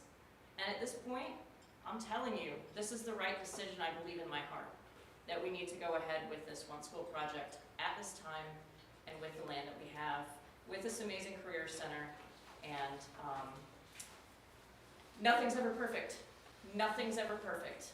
But this is the best compromise that I can see moving forward. And that is why it gets my vote of yes. Thanks, everybody. Thank you, Director Ely. Director Schmidt. Let me see how thick the book is first. Where's the timer? I don't disagree with anything any of the board members said. I think we're really pretty much going in the same direction. I'm gonna start out with something really boring, and that's our mission statement. Every organization needs to have a mission statement, and it needs to be meaningful. So everything we do, the decisions we make, the money we spend has to be guided by the mission statement. And our mission statement says, each and every student will graduate prepared for college, career, citizenship, as evidenced by continuing education, pursuing a career path, and contributing to a community. I underscored evidence by. What's the evidence in comparing one system versus another? And how are our students contributing to the community? So, my thoughts are this. The first question is, from the mission statement is, first and last question in my mind always is, what's good for kids? What's good for kids? That's why we're here. Do the best thing that's good for the kids in our district. But the other one is, what's what's good for the community? As I said, that's in our mission statement as well. And then lastly, it's a lot of money. So how are we justifying spending that much money on this very significant change? Let me speak about the money just a little bit first, because there's some confusion. Is it taxpayer money? Of course it's taxpayer money. Every dollar we have to spend is taxpayer money. But the reason we chose to go the 1% sales tax route is that it's not an additional tax. Well, that sounds kind of like funny words. But the money that we're bonding against is already established in law. In 2008, the state legislature raised the state income tax from 5% to 6%, with the stipulation that money can only be used for school facilities. And the reason they did that is that they saw a deteriorating buildings throughout the state, and so we need to provide another source of funds rather than local property tax, because people couldn't afford that. So it's an additional way of funding. So right now, through 2050, we're all going to pay that 1% tax. It expires in 2050. So for the next 26 years, regardless of what we do here, everybody's going to pay the 1% sales tax, period. So it's not an additional tax. I think you can argue that, at least through 2050, but we're not bonding beyond 2050. We can't, because the sources isn't there.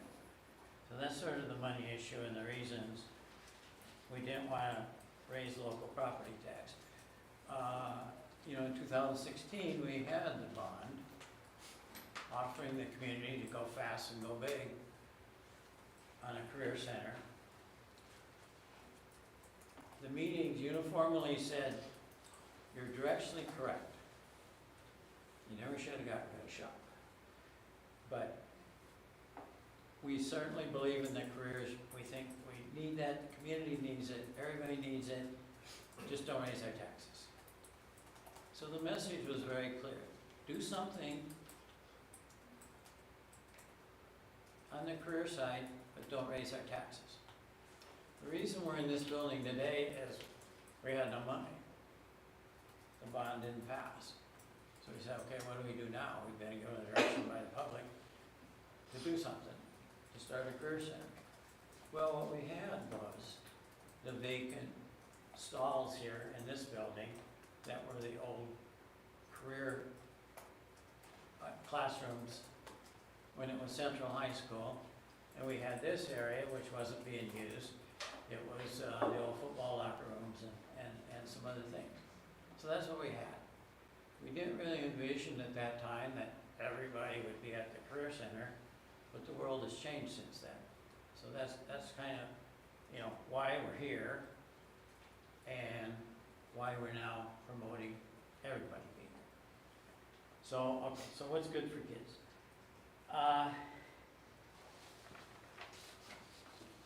Sometimes we don't like to talk about our weaknesses, but I think we need to be real honest about that. The existing system, the whole concept of traditional high schools, elementary, middle, traditional, college, is really not working very well anywhere in the country.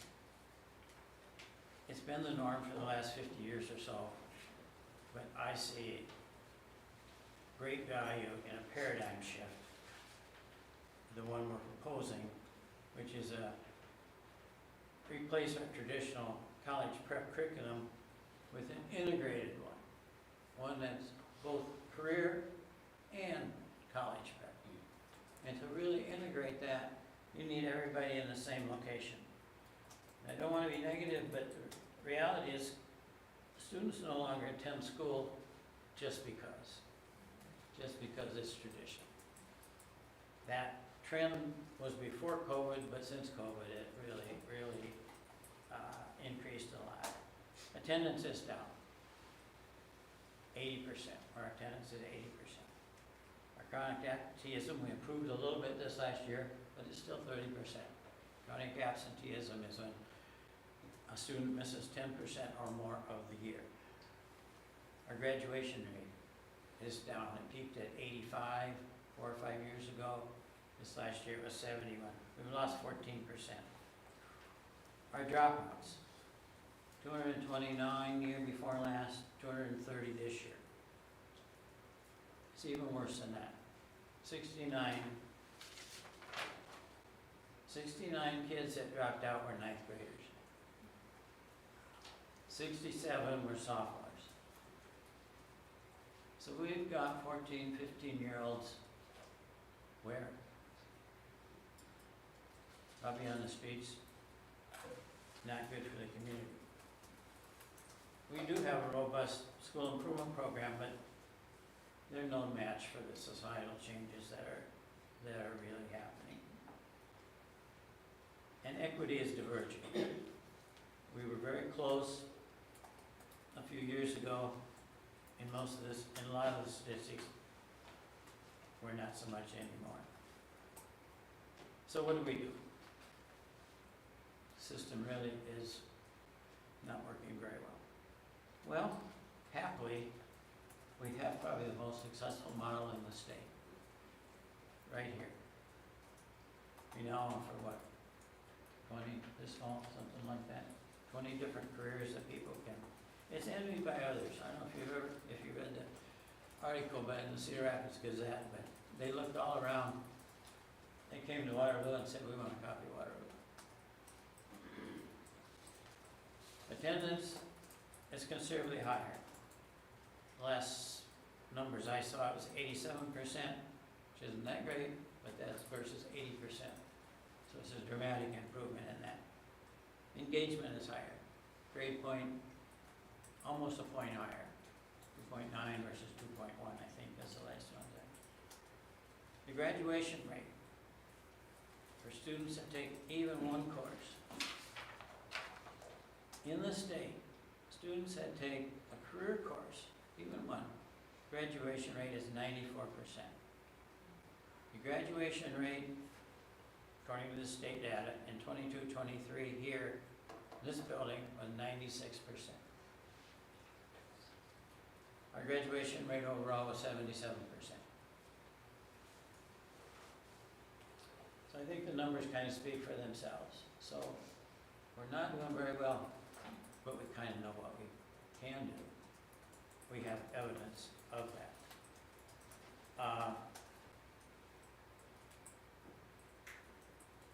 So you contrast, the other number that's kind of interesting is 90% of the students that graduate from here either go directly to a job or go onto school.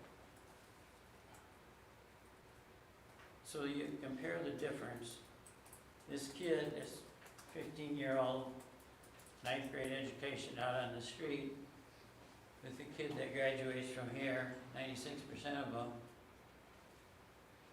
that's probably financially independent at age 18, has a $30 an hour job. By the way, for every 5 tradesmen that retire, only 2 are being replaced today. So that gives you an idea of the opportunity. So it's $30 an hour right now, but it's probably going to be more. And that's not limiting. You go to a trade, this building teaches entrepreneurship, so you're a welder for, X number of years, 5 years. Someone taps you on the shoulder and says, we need a quality control engineer or a supervisor. And pretty soon, you hang out your shingle and you hire a few others. So hopefully, due to the intrinsic entrepreneurship being taught, there really is no limit. Most of the things that you can go to a formal college today, that you needed to go to a formal college in the past to learn, is kind of right here. So it's not exactly the same, but it is. All right. So kids that come here are just going to have a much better future, and it has to be good for the community. The other one I want to address is what's kind of been addressed, and that's the whole 9th grade issue. 30% of our freshmen do not earn enough credits to become sophomores the next year. Again, not happy about that. We don't talk about that, but it's been stubbornly persistent for a long time. So if you talk to the high school principals, they will tell you, 70, 80% of their issues are with freshmen. So this whole idea of making East and West junior highs an 8-9 with wonderful facilities. I don't know of any other junior high that are going to be in high school facilities. All kinds of opportunity, athletically, music, every way. So I think that could end up to be the best benefit of all, is getting our 9th graders from dropping out, engaged, and continuing on. So, along with Jonathan, there are a whole lot of other things that need to be meshed in, and I've looked at most of them. There needs to be a boundary plan. Actually, when you look at all the boundary maps, it's kind of straightforward. It kind of shakes out at least a boundary plan that will work. It can be improved on. The transportation plan, we've had a number of discussions about that. That needs a little more work, but there's a plan there that will work. Extracurricular plan. Mr. Huff did a great job a few meetings ago explaining what that's going to look like. The maintenance plan. there's a plan, an analysis has been done of what the 4 outbuildings, I call them the 4 outbuildings, the ones that haven't been touched yet. Bunger, East, West, and Hooper. McKinstry doesn't count because that's on the demolition list. And then the finance plan. The finance plan, we struggled with that for a while, but I think it's come together fairly well. Operational savings plan. How much are we going to save by not duplicating efforts? So I'm satisfied at this point. There is a workable plan for each. They all need a little more work. But I think this is probably the only way to go. If we don't go to a single high school, I fear what's really going to happen in the future is if enrollment declines, we can't offer duplicate services. You get into a whole game, which I've experienced a little bit in the past on that one. Just a comment on what was said earlier in terms of where the schools are. We have 4 elementaries on the east side, 7 on the west side. They're all the same size, basically. They all have approximately the same number of students, so the schools are where the students are. This was in alignment with our whole neighborhood school concept. Put the schools where the students are, so that is why where they're at. In a previous meeting, there was there was a couple comments I just want to comment. One is this whole thing going to be a boondoggle. That remark requires serious thought. What did you say? I'm sorry. It's going to be a boondoggle. The whole thing is going to be a boondoggle. A what? Boondoggle. It's going to fail.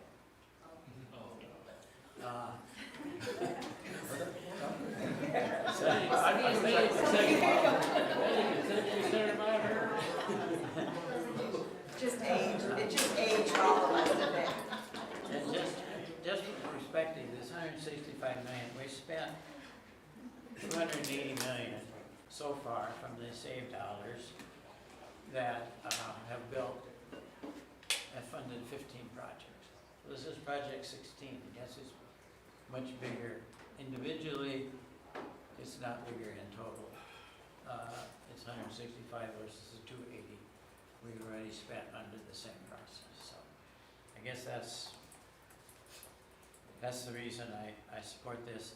I think it's not only the way to go, it may be the only way to go. Sorry, 2 minutes. Janelle, I'm so sorry. It's okay.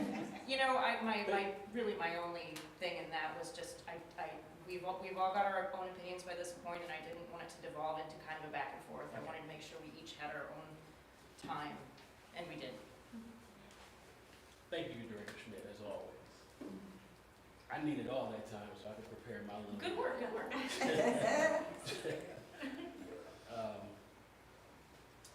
Thank you all. Thank you all. I appreciate all your work. I'll probably say my board comments now. I'm ready to get out of here after the superintendent report, but I do appreciate all of you over these last 7 months. You know, it was a lot. I do want to start off by, I went back to the December 11th board meeting. And at the time, we were, there was a lot of emotion involved during that time. Election had just passed. We lost a dear board member.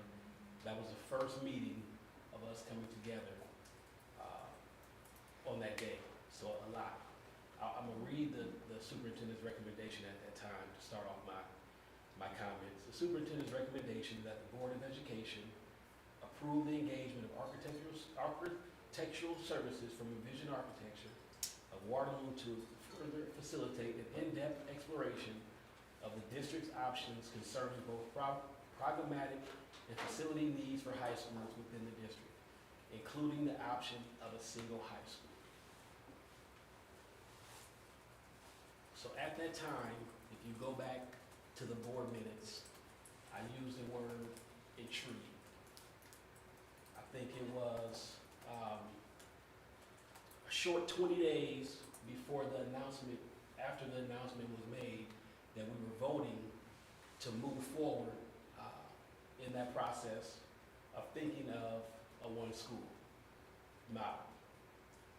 And like I said, with all the emotions, we still agreed to move forward at that time. And I thought it was the right thing to do, just to explore those options. I'm not a person that likes to stop progress or to not listen because I might miss something that can be important, something that can be beneficial to all of us. I did, over the course of these 7 months, I've done a lot of thinking. I do want to acknowledge the DOT members, community members that attended the board work sessions, the school board members. Would appreciate all you for taking time out to give us information that you thought would be helpful to us during this process. But over these 7 months, I've done a lot of thinking, and if anybody knows me, I know a lot of people. In my short time on this earth, in this area, I've been blessed enough to cross different boundaries and borders and be involved with different entities that stretch, if I can use that word, across our community. And I'm thankful for that. During those times, I like to soak up and learn and interact with people. Anybody knows me, I'm a people person. So my approach to my comments will be directed more toward the people that make up the proposed one high school in the areas.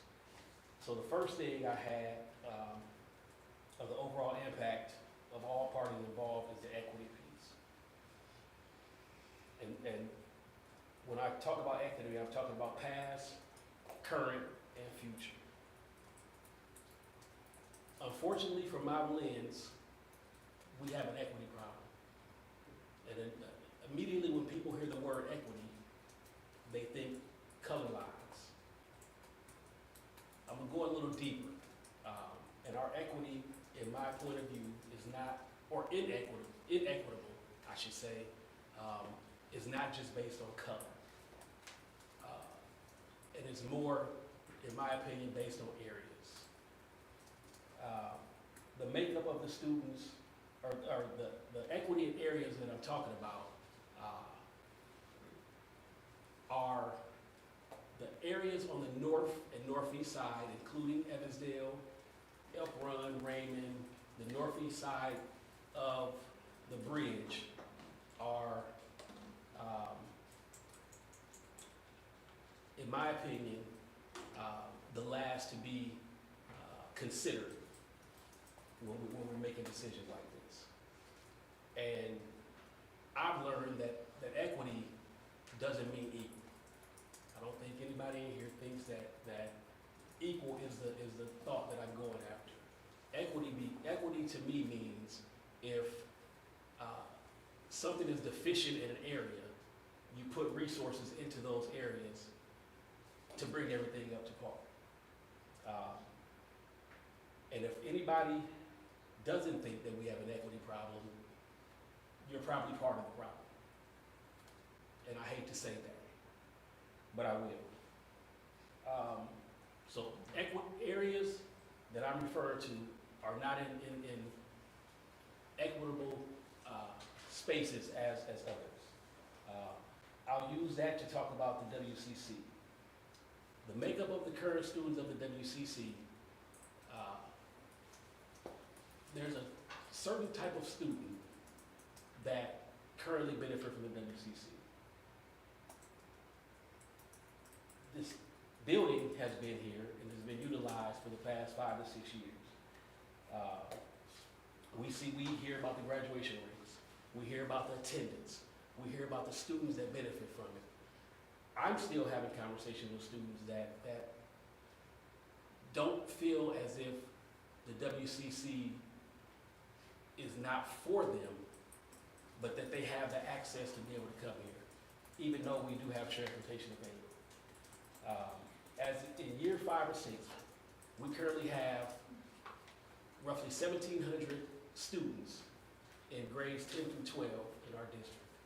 But we still have agreements with other districts that bring students into our buildings that utilize the WCC. We're here voting on something that would bring all of our students in this area with the hope that we'll utilize this area just because they're in this space. History's told us in these past 5 or 6 years, this building is available to all our students 10 through 12th grade. I don't believe that there should be students that aren't in our district when we have 1,700 current students that are able to come here that is not full with our students. I don't feel like one high school changes that, what we're going through now. We can say that it's because of transportation and the blocks, but we can still get our students here. So in these next few years, if this does go forth, before we become one high school, we need to seriously look at our students, whether it's 2 blocks, 4 blocks, occupying this building, because we have enough students and we don't want anybody to be left out because of the benefits that this offers.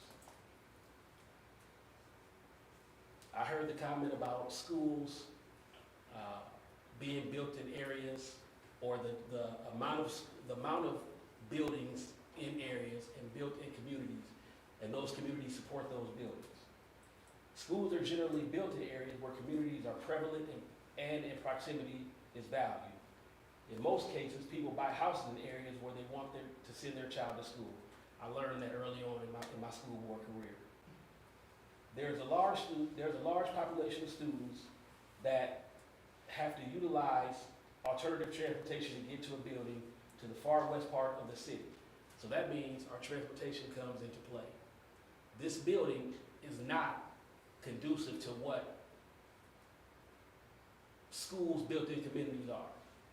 There's a large portion of this building that is off from a community. In my day job, I do frequent some of our buildings, and between the hours of 7:45 and 8:30 or 9 o'clock, I see a large population of students walking. I'll use West High for example, walking to West High, which means they don't catch a bus. They are in close proximity enough to walk to that school, whether it's winter, fall, or spring, and the time that they attend or they're walking to these buildings isn't conducive to the time that transportation is available to them, provided by us. So we need to get creative in how we transport students if this one school model goes, because this building is far enough off from a large population of the students that will occupy it that we would need to find transportation in different ways so students can utilize this building. One of the other things that I was looking for during this process, the note I have is culture. And my notes say there has been, in my opinion, there has been very little effort to bring the north and south communities of the bridge together before this vote. I've often asked the questions, with the one school model, us coming together, is it just the sound of it? What actions have been taking place to make sure that this is the right thing to do? I don't know, and I'm pretty. I'm in a lot of spaces. I don't know that there has been a lot of effort that has taken place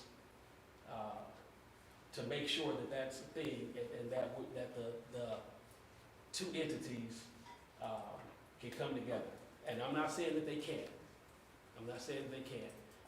But I know how votes go, and in my vote, I will tell you how I'm voting, but I don't know if I can vote as I have in the past on a hope, if I haven't seen those things transpiring up to this point.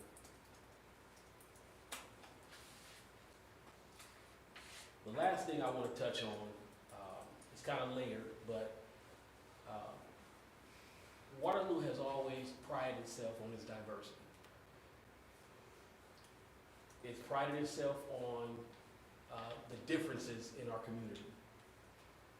One of the things that I heard, or I've heard since I've been on the board the last 7 years, is what type of district we are, or what type of district we feel we are. We talk often about our free and reduced lunch numbers, our socioeconomic status in regards or reference to other districts around the state of Iowa. We are currently the third highest free and reduced lunch number district in the state of Iowa. With that brings challenges. Same as our low socioeconomic status compared to the other districts around the state of Iowa. In those districts, or in our districts, compared to the models that we've either visited or that we talk about modeling the building and the amount of money that we're going to put into this building, some of the school names or districts that came up were Johnston, Waukee, Cedar Falls, Ames. And I don't know that our district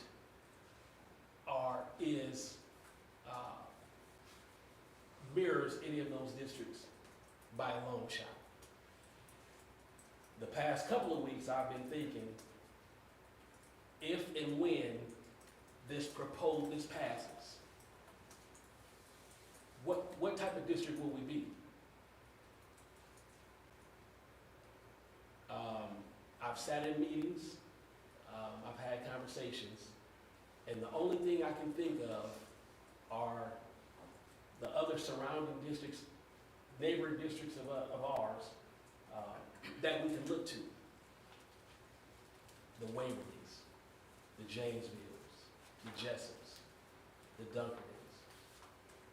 None of those schools that I'm aware of ever went from a two-school model, not discounting Expo, from a two-school model to a one-school model,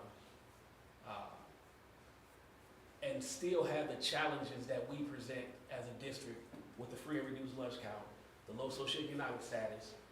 We don't mirror any district, in my opinion, in the state of Iowa that can make us unique, that can make us have, present challenges to us, but it also can make us unique in the manner that we can build something for ourselves. I don't know that any district of our size has ever went to a one-school model. I say all that to say this.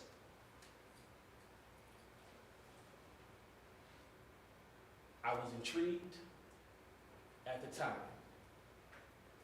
My hope was that I can lean toward going into the future with this one-school model. But at this time, I just believe there's too many questions that I have. There are too many concerns that I have. I love this community as much as anybody in this room. And when I say community, I really mean community. I mean from the depths of Audubon Park to the north end of Allen Hospital, to the west side of Central, to Elk Run, Raymond, Evansdale. I embrace the Waterloo Community School District and its many parts support it. I love it. It's made me who I am today. If this is what we're going to do, if we're going to this one school model, I'm gonna look every last one of you in the face because you're here for a reason. Let's get it right. Let's get it right. I don't think that this vote is not going to pass. I've heard my fellow board members. This is a challenge to each one of you. It's not about you personally, because it's not about me. It's not about what position you hold. It's not about how much money you make. If you care about our community, if you care about our students, look beyond yourself. Look beyond yourself and go into the depths of people that may not look like you, that may not have your same opportunities, that you see or you say you're providing opportunities for.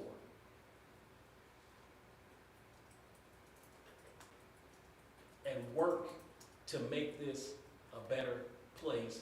And if it's one Waterloo, it needs to be one Waterloo.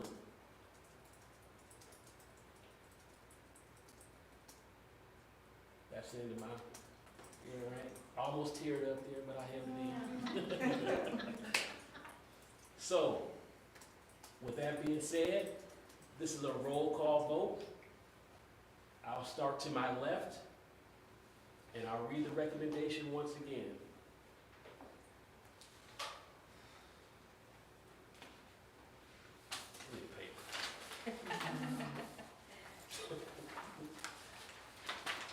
We need to crash course on these computers.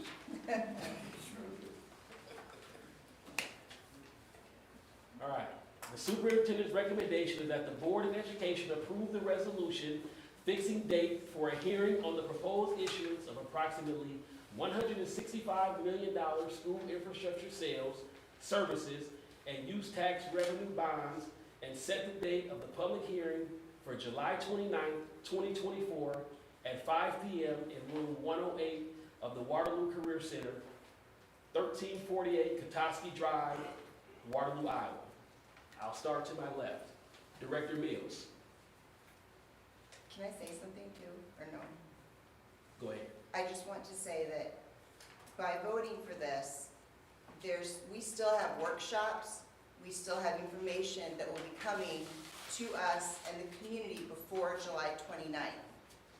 This is my vote to vote for the date for the hearing for the proposed sell bonds. So aye. Director Knight. Aye. Director Schmidt. Aye. Director Ewing. Aye. Director Matlock. Aye. Director Cox. Nay. Chair is opposed. Motion carries 5-2.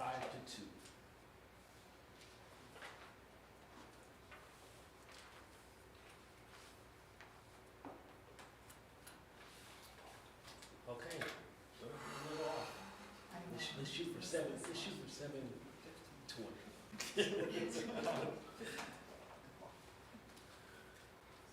Okay, the next item on our agenda is the financial services agreement.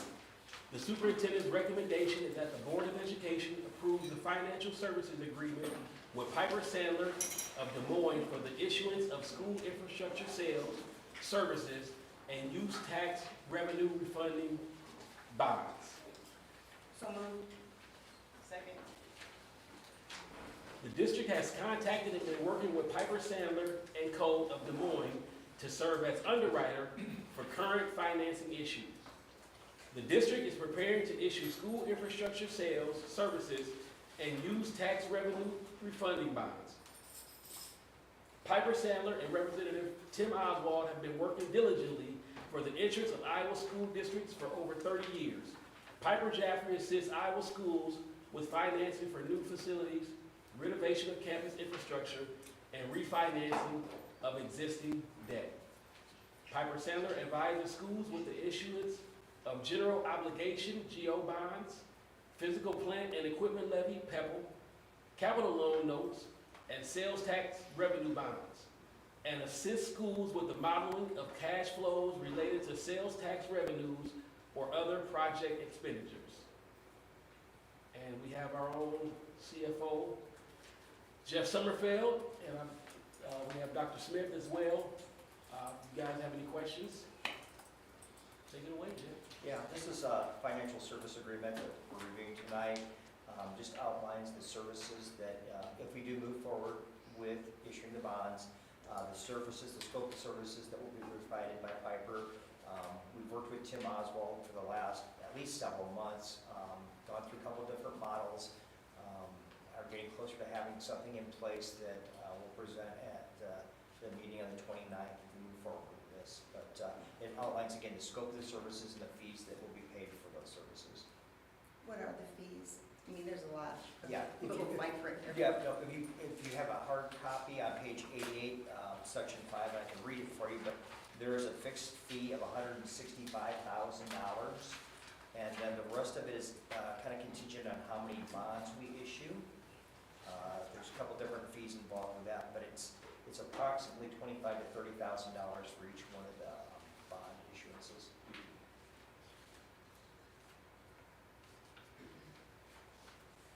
And this is pretty normal.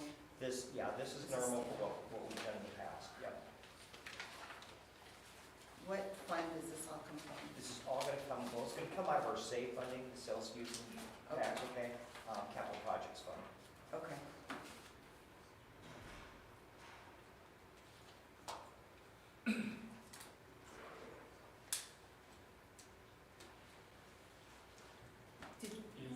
I'm sorry. Go ahead. Did we ever look at other, I mean, I know we worked with Piper or Sandler before. Do you ever look outside, or do you feel comfortable with this? We've had such a good working relationship with them. Tim Oswald specifically has worked on so many projects. I don't think there's anybody more qualified. Personally, I don't think there's anybody more qualified in the state of Iowa that can guide us. Yeah, I liked him, but all those numbers are a little hard, so.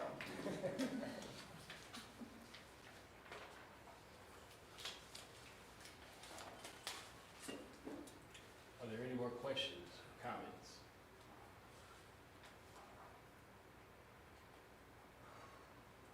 Okay, seeing none. All those in favor of approving the superintendent's recommendation, state aye. Aye. Any opposed? One abstention. Chair is opposed. So 5-1-1.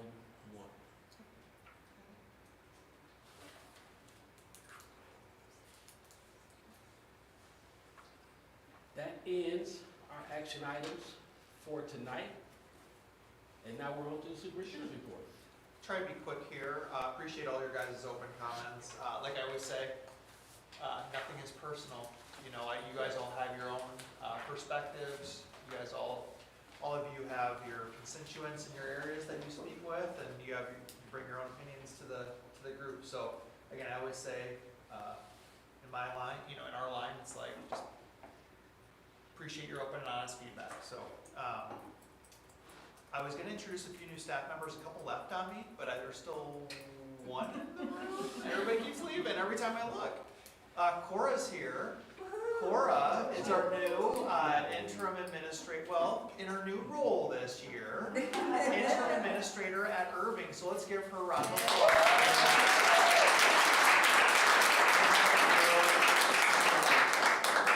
We did have Dana and Josh who were here. They had to take off, but Dana is our new director of school improvement, and Josh is our new director of secondary education. So I want to thank them for being here as well. And then you notice at the table here with us today is the new Executive Director of Teaching and Learning, Amy Schmidt. So Amy, congratulations. So there's a few others there too, but anyways, wanted to recognize the two people who are still here. Last but not least, I definitely appreciate the comments that I heard. One thing is like unifying the city as best we can. I think we're taking one step this Wednesday. We're actually Waterloo Schools leadership is meeting with the City of Waterloo leadership, actually in this room, Wednesday morning, and we're just gonna take some time to make sure we know who each other are. There's a lot of, the more I get into this, there's a lot of mixing overlapping in terms of the services that we offer. One example is like our transportation, we talk about that a lot, but making sure that our counterparts doing similar positions at the city level are aware of what we're doing and sharing some of like the projects that we're working on and so forth, so. Can I ask a question with that? Do you ever bring in the leadership from Elk Run, Evansdale, Gilbertville, and Raymond? It's a really good question. We haven't yet. To my understanding, I could be wrong, but I'm not sure if this meeting with Waterloo, the city of Waterloo, and this type of environment has happened or not. So Yeah. I could be wrong on that, but that's kind of what I've been told when I've talked with their leadership is, oh, we haven't done that before, where our DLT comes in with their cabinet Yeah. and just says, hey, here's who does what, and let's build that relationship. So point taken, let's get there, let's get this on our belt, and then we can extend to other parts of the district. So the district is hosting the meeting. Yeah, I meet with Mayor Hart every 2 months, and this was a brainstorm that we had at our last meeting was, because he said, hey, does Zach, our Director of Operations, know about this thing going on with our Director of Operations? And I'm like, I don't think they know that. And then we started talking about other areas that were like, oh, let's make sure, let's just bring it all together. We did the same thing with Hawkeye about 2 weeks ago. Our leadership team met with their leadership team. Again, my feedback was that a conversation like that had not happened. So we're looking, I'm definitely taking the feedback that we need to make sure that we're bridging the relationship with these different partners, and those are some steps we're taking. I did have a chance at one of the banquets to speak with Mayor Hart, and he was very open to the idea of meeting with you, himself, and then the other mayors even just a couple times a year. So just so, I don't know if I shared that with you or not. So. But understand, that's what I was just talking about. So if it's our meeting, we encompass Elk Run, Evansdale, Raymond, Gilbertville. If it's our meeting, it's not a Waterloo city meeting, it's a school meeting. They're part of us. So. Sure. Thanks for the feedback, appreciate that. They have a number of positions that are like so they have a Director of HR, Director of HR, Director of HR. They have a Communications Director. They have a Director of Operations, Director of Operations. So that was the thought behind it, but absolutely, like, we will give them the opportunity to not extend, and if they choose not to because they don't think it relates to them, give them the opportunity. I don't know all of them, but Deanna and Lisa are great. Elk Run, Evansdale, really great ladies, easy to work with. So I don't know if you have time for this one, but yeah. They don't have the same services that we were talking about. I mean, it's a much smaller entity, but I just want to make sure we're being inclusive.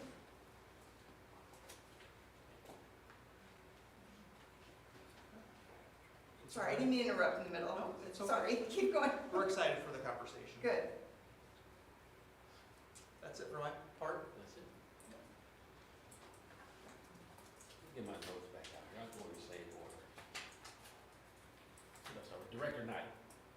All right. Well, it's interesting listening to the Life Lab stuff here, the discussion there on giving our students opportunities.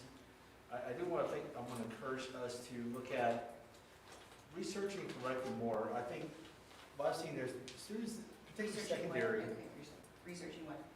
more individual opportunities for experiences, because there's a lot of them out there that I don't think we take fully full advantage of. Like ag discovery, one that we come across years ago that, and some of these other ones, because, there's opportunity for kids to maybe get into some programs that will help, inspire and give them opportunity to maybe pursue areas that they like beyond just this group setting. And I think a lot of that comes more with the, with our counseling piece, understanding like what opportunities are out there. You know, we look at life labs, we see kids that are interested in a particular area. What is out there? You know, when we come across these, we should be, you know, databasing these and collecting them so that, you know, when it comes, that come around, oh, we got a kid that's interested in, you know, forensic science or, you know, chemical engineering. Okay, what do we have out there? What kind of camps might already be out there that, you know, we don't have to reinvent the wheel, and trying to get some kids to make some individual opportunities out and inspire them beyond the group settings. A lot of that is summertime stuff, you know, on, you know, spring break camps, stuff like that. There's a lot of stuff out there, and I don't think we probably really take advantage of much of that we can to get some of our kids some opportunities. And, you know, a lot of kind of camps, some of them have costs, some of them have scholarship opportunities too, so. Do you think we could use Zello for some of that?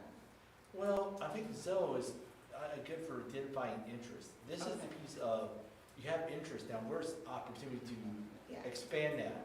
Where's the opportunity to grow that in, you know, and those, you know, they can be very individualized camps that, conferences and activities that may be beyond our state. You know, when we talk about getting kids opportunities outside of our community, like, there's some stuff out there, some really neat stuff, but, you know, some kids will never know it unless somebody brings it to their attention. And I think that's where to close that gap is, what do we know is out there, and then say, like, you know, that could be a really good fit for this kid here, you know. But those other tools help identify the areas of interest, but it's, now we've got areas of interest, we do the group activities, now can we get to more maybe individualized? Now, I'm looking at it more probably on a secondary, middle school, high school level than elementary, but, you know, I think that builds, you know, we talk about apprenticeships and stuff, this is another area you can get some growth in the students, so. Thank you, Director Knight. Director Mallett. Let's see here, I felt like preparing that other thing was enough.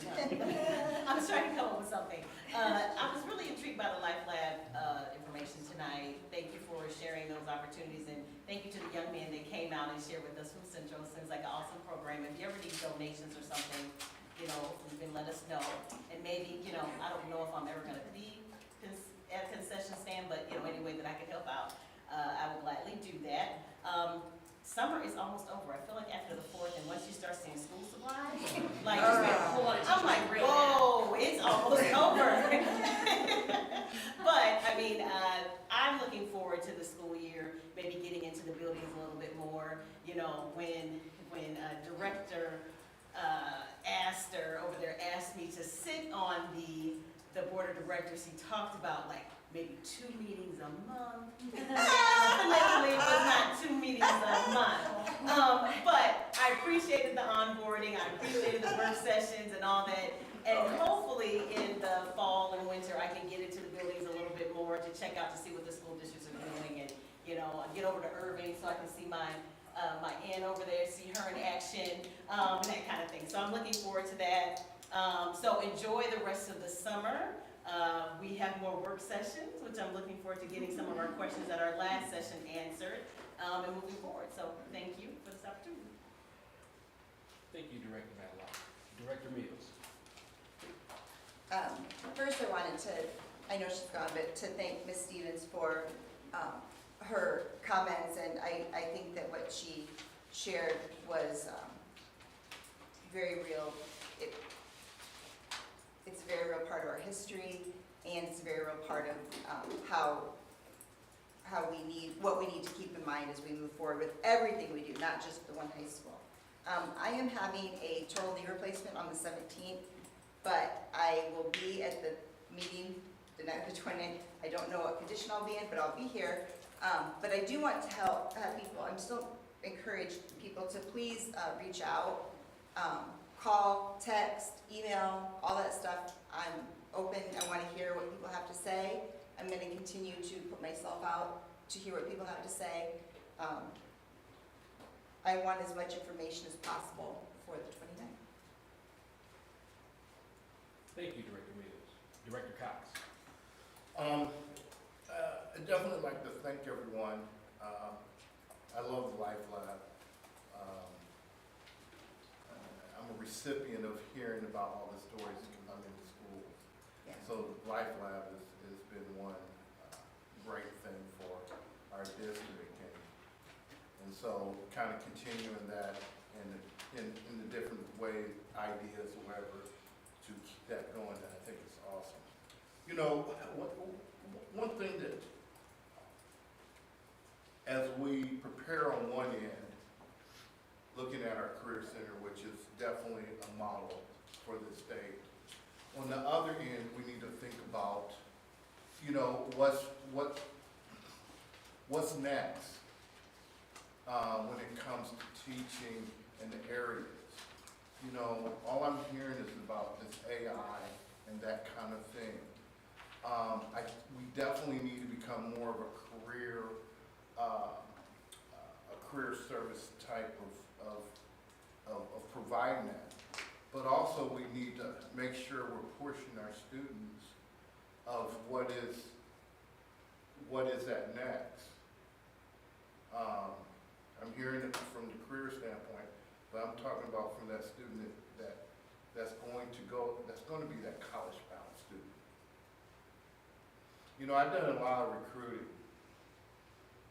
recruiting Waterloo and the students in Waterloo and other places. And so, as we move forward,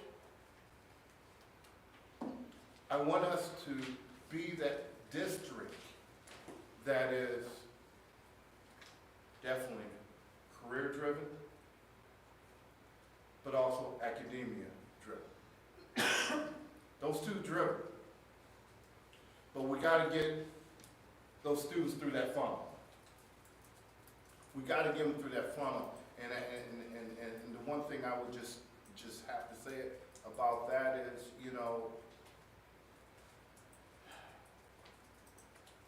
sometimes you can find the answer on the bottom when you're at the top. And maybe tapping into those people that are actually on that front line and seeing it from their lens can provide an answer from the leadership going forward from here.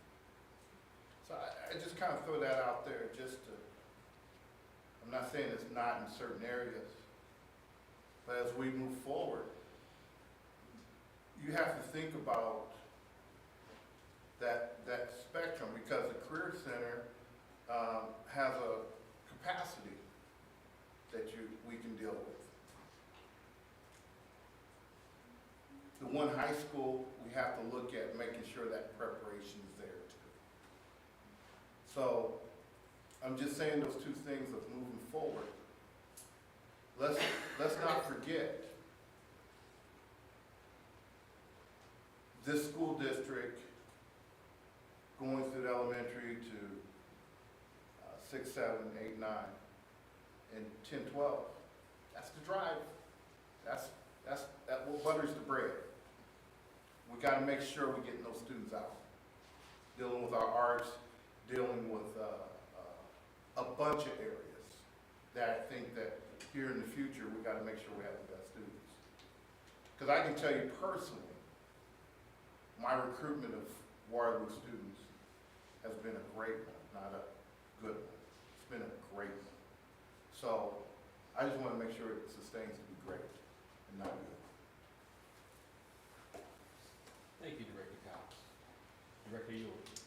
Doubling down a little bit on my thanks to the DLT and everybody in the administration building for being so cheerful every question that I've had, and never ever saying, well, that's a dumb question. And for doing all of the hours and hours and hours upon hours of figuring out what it is that I needed to know. So thank you guys so much. I know it's your job, but we've stretched you above and beyond your job sometimes, and I want to take a second to recognize that, and I know how much you care for the kids too. Thank you, Director Ewell. Director Schmidt. Yes, I also would like to thank the leadership team. A couple of times I asked for information from some people, and they always respond well. A couple of times? I just looked at I couldn't stop. I immediately started. We're trying to be professional.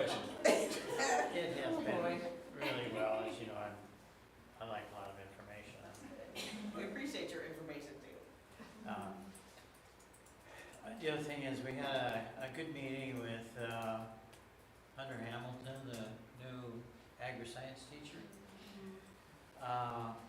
New program. I think it's really gonna be a great program. Has all the earmarks. He's got a great background, really creative, really ambitious. But we need students, as any program. Jeff can attest to that. It's tough the first few years, first year in particular. So the more students we can get in there, I mean, it's a positive, growing things is inherently a positive experience. And so, we just need help in getting recruits the first year. Beyond that, they're gonna tell their friends and it's gonna just geometrically grow. It'll probably be one of our most popular programs. But right now, we need first year students. So if anybody that's interested, it's gonna be a great opportunity. That's all I have, thanks. Thank you, Director Schmidt. Good meeting, good meeting. I always like to thank our fellow board members for all the time that you spend. It's not just the DOT, we spend a lot of time, especially these last 7 months. So I do appreciate each one of you for giving up your time and your talents, especially our Director Schmidt, with the books that I received, so. I do want to thank the Guernsey Foundation for the award, for the gift to Life Labs. Thank you and congratulations to Amy and your team for all you do. We appreciate you. Yes. And Ms. Chase, thank you. It doesn't go unnoticed. We appreciate you. Anytime you're pouring into students and we're starting to see the students taking advantage of it and so that's always a good thing. People always ask me, and I say this often, what do you like most about being on the board? Or do you like being on the board, I guess. And of course, everybody knows my answer by now. It's only when we can celebrate and we see students achieving. And so thank you for pouring into those students. Our next board meeting will be, we have a board work session. In this room, July 16th at 4 p.m. Our next board meeting will be in this room on July 29th at 5 p.m. and that includes the public hearing of the issuance of bonds. If nothing else, that's all I have. Can I get a motion to adjourn? There was one, okay, I did not know this was a thing, and you two probably did. My daughter's going to UNI, and she was in talent search, qualified for Pell Grant. I had no idea what the Waterloo Access Grant was. Oh, I can talk about that real quick. Yeah, like, that was amazing. What A shameless plug. Do it, yeah. So, 2 years ago, last fall, our grant program is through University of Northern Iowa, and we have been challenging UNI to give more support financially to the Waterloo Community School District and beyond. So if students are enrolled in TRIO programs, so that means either upper bound talent search, upper bound math science, and they meet a certain GPA requirement, they have additional funding that is available to them that they automatically, they don't automatically receive it, but you have to fill out your FAFSA and meet the GPA requirements and meet all the requirements. But it's money that... It covers everything that they don't already, it isn't covered by like Pell and stuff. Not everybody's. Oh, does it? No. Well, I mean, I was reading on the site, but there's different... it only covers tuition though, too. Yeah. It doesn't cover, but I was just flabbergasted. I could not believe that. So you guys are amazing. Seriously. It's not all me, but I'll take credit to that. Yes, take it. Yeah. But there's different awards as well. Okay. There's different awards, depending on which one they qualify for. So That's what I do. That's That's pretty what we cool. do, I should say. Anything else? All right, seeing nothing else, can I get a motion to adjourn? So move. Second. All those in favor? Aye. Chair votes aye. Motion carries. Thank you all.